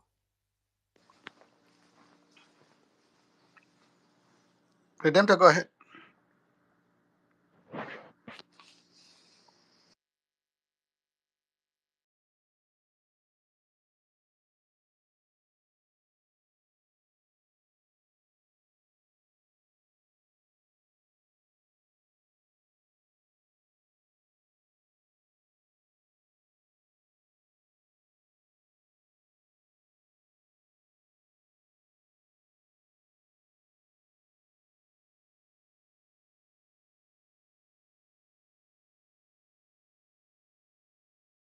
Is it me or nobody's talking?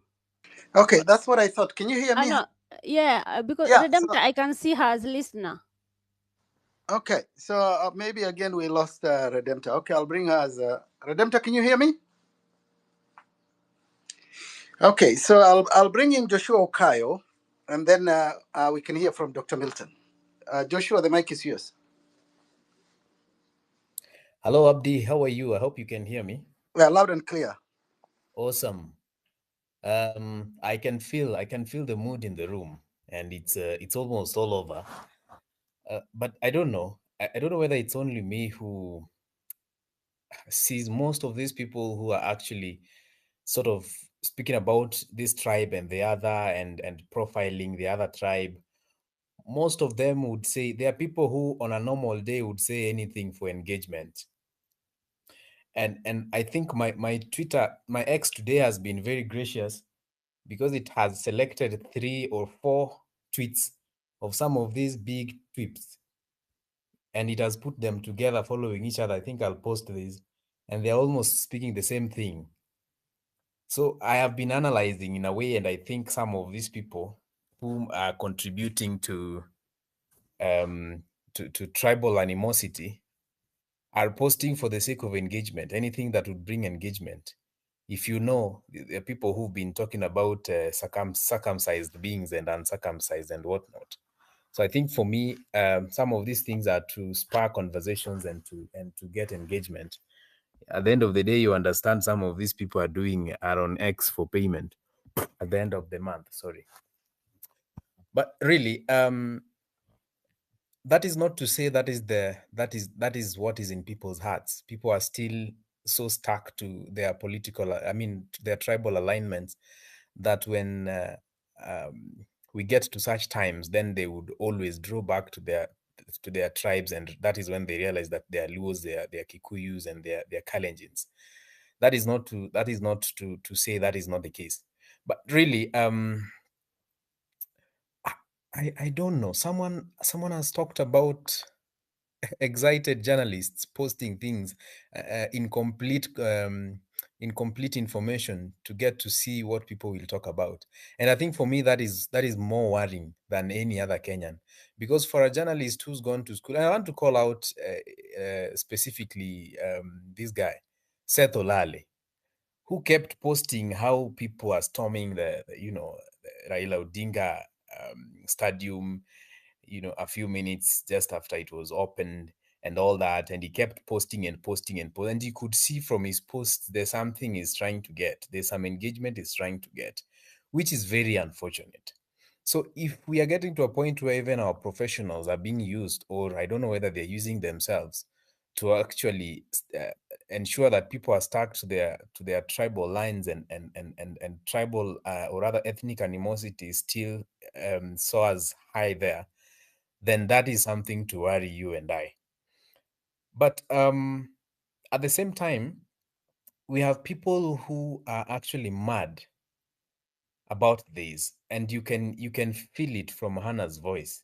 And even me, I am very mad about this, and I'm very hurt that in this time and era, we still have people who are saying Kikuyus this, Luos that, just because of a single activity.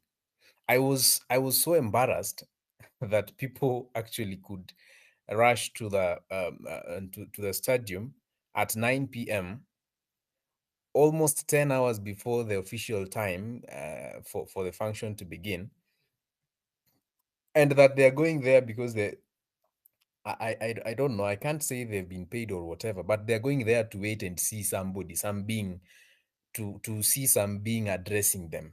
I think for me that was some download. That was very embarrassing. And I asked some questions. What happens on Sunday at 2 p.m. or 3 p.m. when the event is over? And so now they are on the roofs of their SUVs and waving at people and leaving. At that point, then reality dawns on you that, oh, those guys were here just for a moment, and now they are going to their places. If you were given 500 shillings, fine, you got something. But is it worth staying in the night, staying in the cold overnight, waiting to see someone come to sell lies again?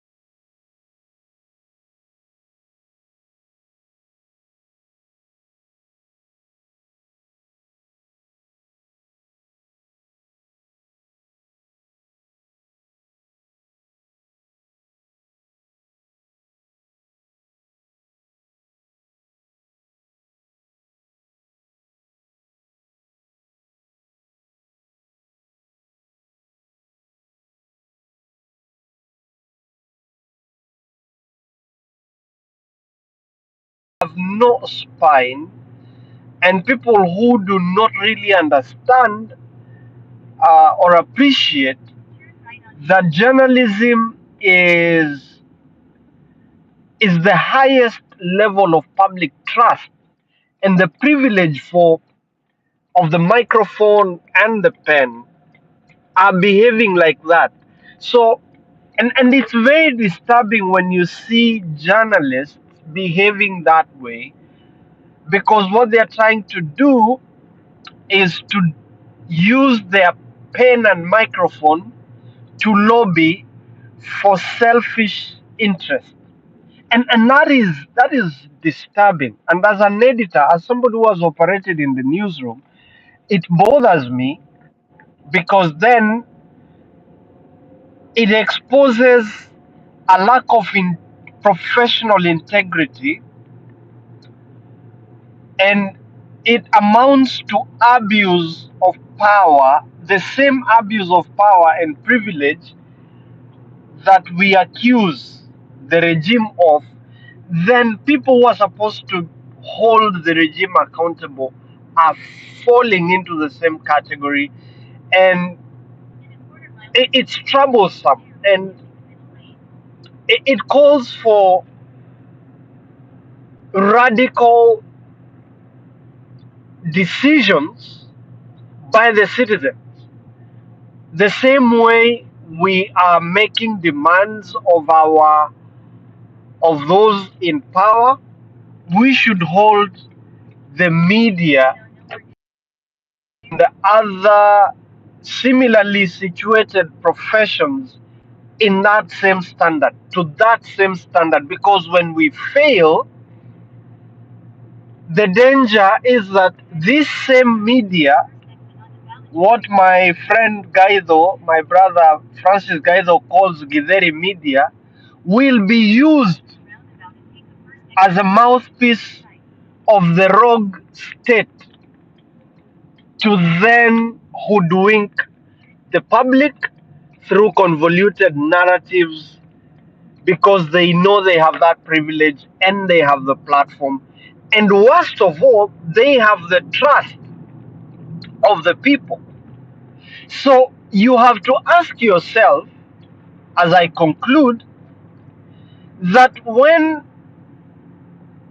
someone at that level is doing something like that or posting something like that, could that be the editorial policy, or is it the present alignment of that particular media house, that they would play deaf, they would see no evil, hear no evil when it comes to this government, and therefore what that government does, we are going to be part of those trumpeting the negative agenda against the people.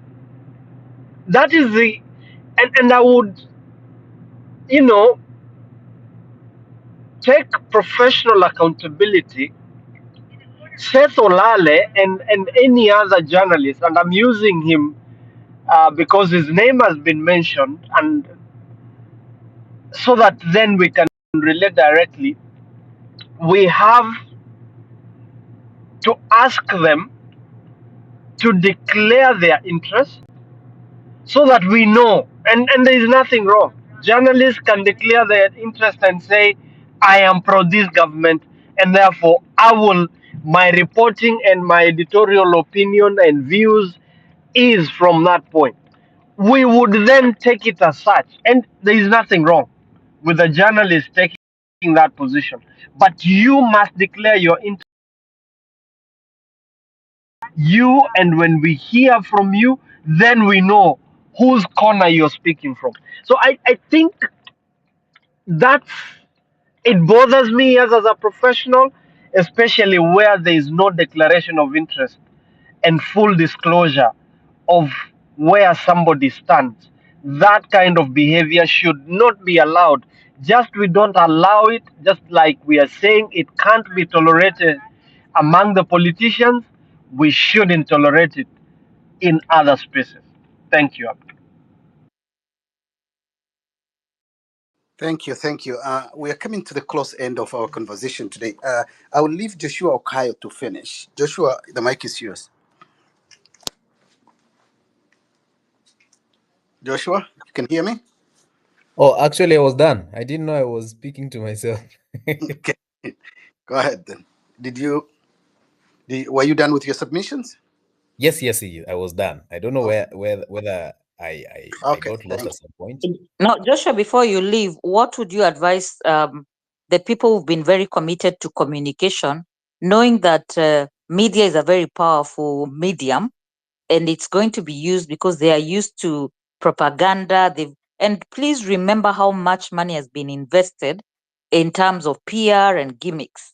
What would you advise people who are still determined that it doesn't matter if the drums of war are being beaten in terms of you can't beat them because they have a monopoly of this, they have a monopoly of violence, they have a monopoly of government machinery. What would you say as a young person who has paid a very high price to keep doing what you're doing?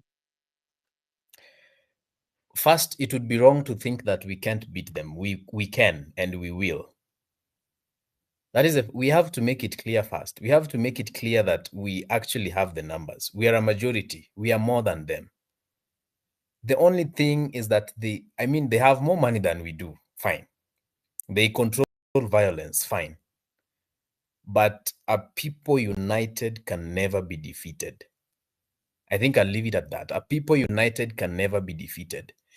If you are a communication person and you know very well how much these people are investing in their communication and their propaganda, why don't you come forth and do it for the country? Not expecting anything, not expecting payment or anything, but for the country, for you and I, for our children and our children's children.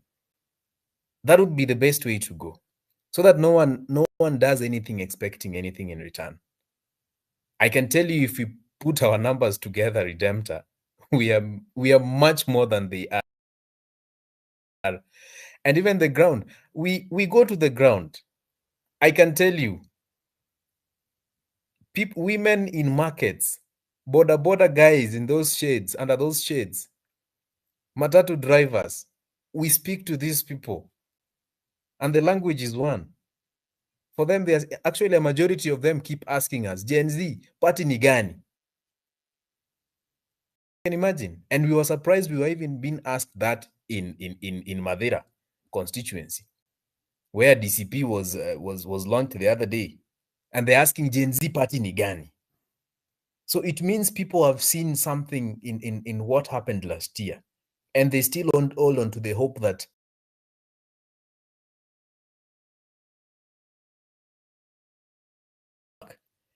they just need to see some sense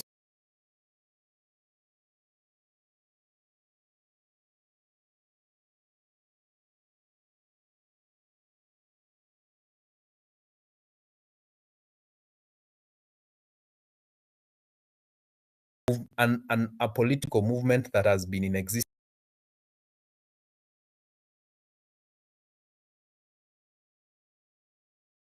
for 3, 4, 5, or 10 years. So but we know the agenda is the same. We are fighting for the same goal. Because even last year, so many crops of groups contributed to what was happening. But the only thing that brought people together was one purpose.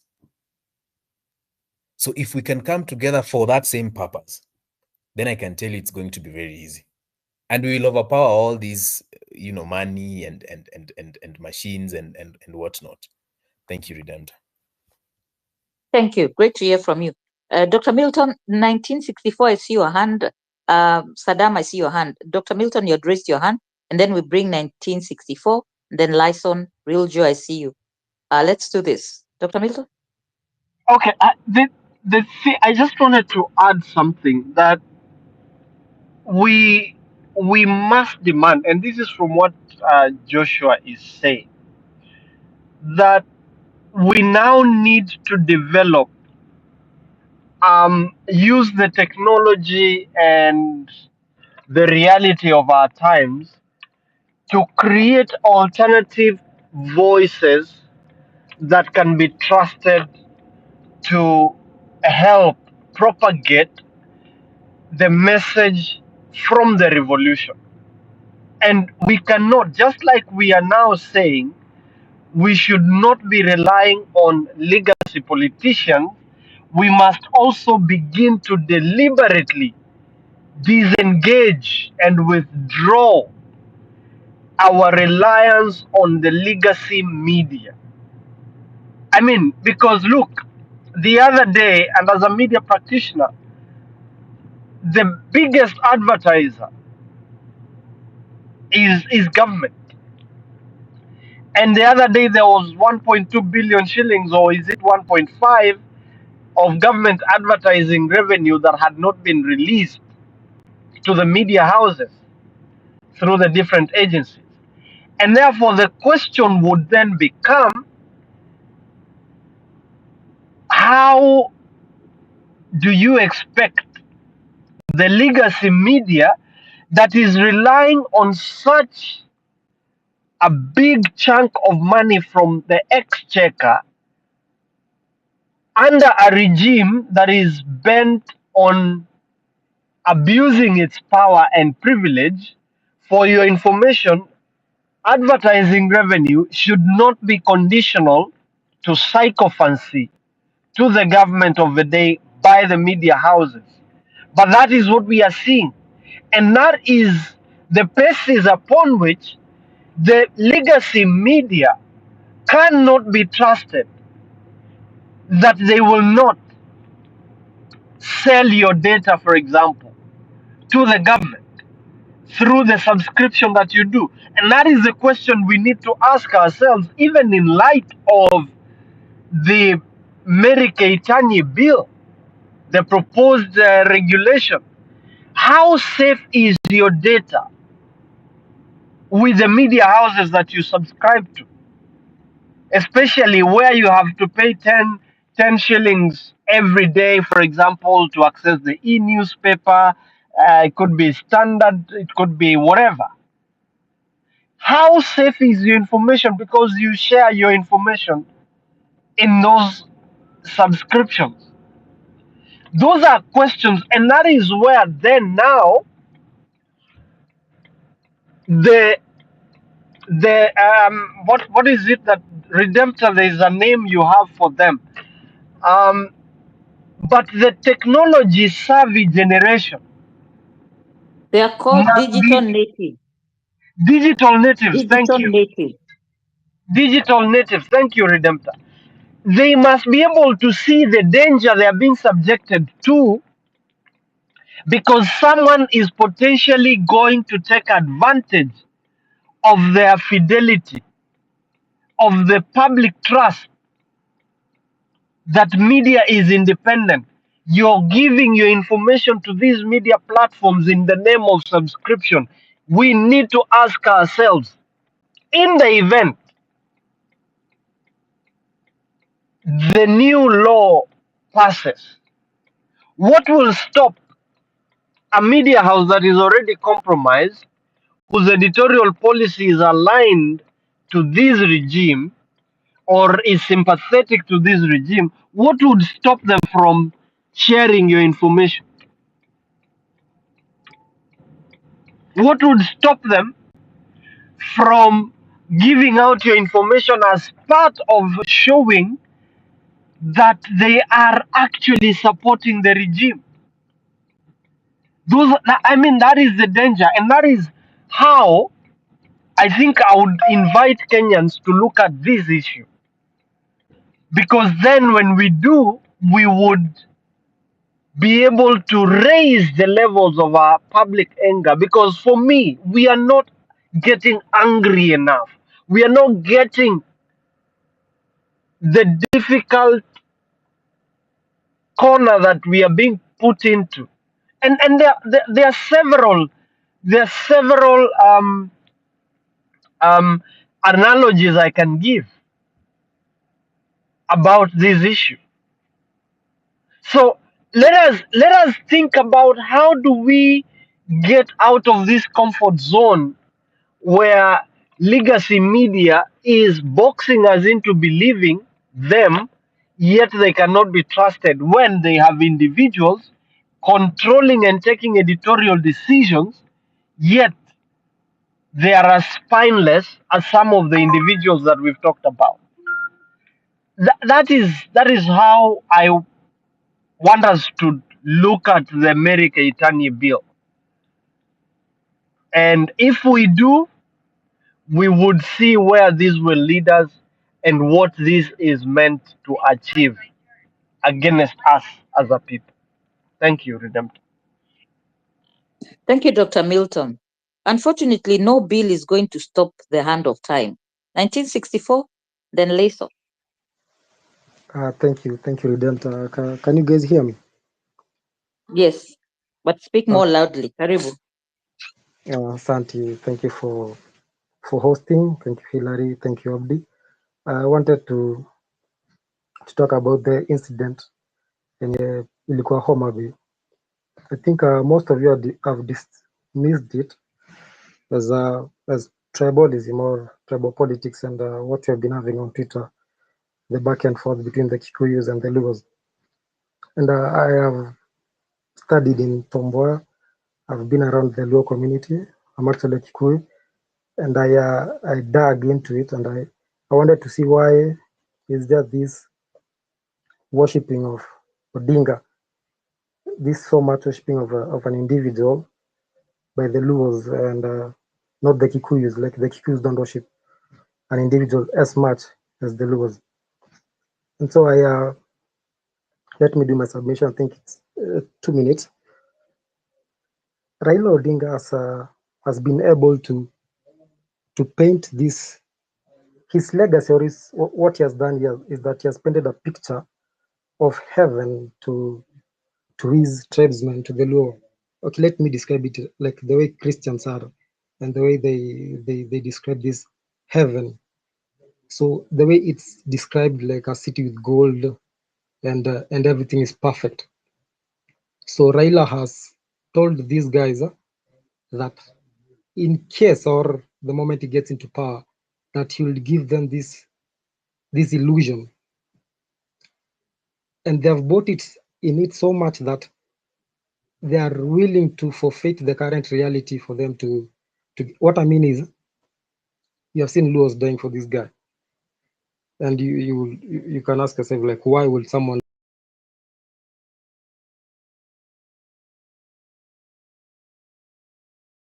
individual is what he sells, it's this illusion of perfection, and for it to go home, for it to actually for them to feel it.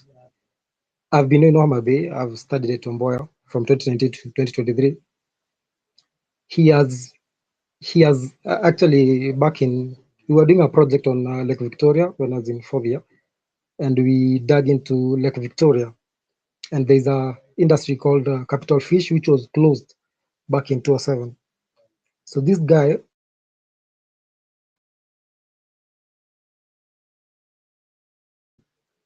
like, he has limited it for them to really grow and for them to really see beyond him.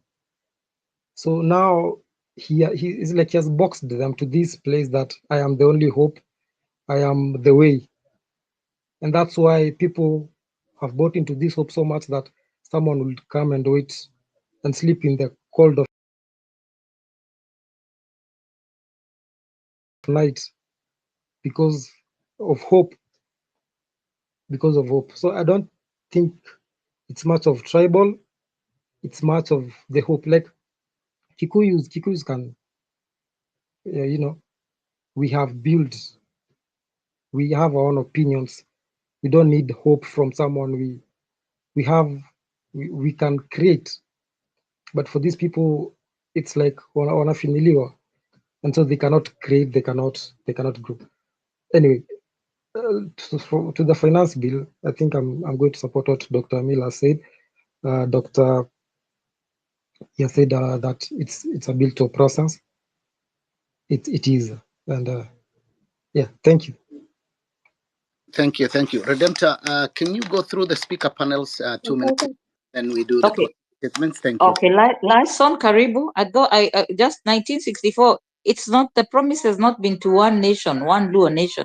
The promise of Canaan has been made to 8 million Kenyans times 3 times. Lyson, karibu. Asante sana Redemptor. Yeah, so I'll make quick submissions. I've listened the couple of speakers that have said, and I totally agree. There's a problem, and I think we cannot beat ourselves. We are doing the right thing. We're on the right path. It's just that some of these things are expected. These are seasoned politicians. When you hear Raila now talking about victims of police brutality must be compensated, because he knows that that is a card that Gachagua had thrown yesterday. And that was actually put the whole issue of the president asking for forgiveness in abeyance. So all these people are playing politics. When you hear Raila talking to his people, when he knows that his people have bared the blunt of police brutality and murders and abduction, with that matter, when the president is there, they're playing politics. The political rhetoric. On the other hand, Gachagua is telling Kikuyu young people that he's very annoyed with the MPs because they're giving Kikuyu money, yet Ruto is employing Kalenjin in military and other things. Again, political rhetorics. When it suits them, they say as it is. When it doesn't suit them, they spin the narrative. So we must be aware that we are being played by all these political, what I call political cousins. These are people who have been together. Raila and Ruto were together in 2007. Ruto caused mayhem until Kibaki had to cede power and give him prime minister. And that's why Raila says, I know him very well. They know, they are friends. When you come to this other side, Uhuru and Raila were together. Gachagua and Ruto have been together. Kalonzo has been in both governments. And I also ran as a running mate for Raila. So we are talking about people who are disagreed or disagreeing on principle of money, not on the principle of what you guys want, not on the principality of having a new Kenya, having a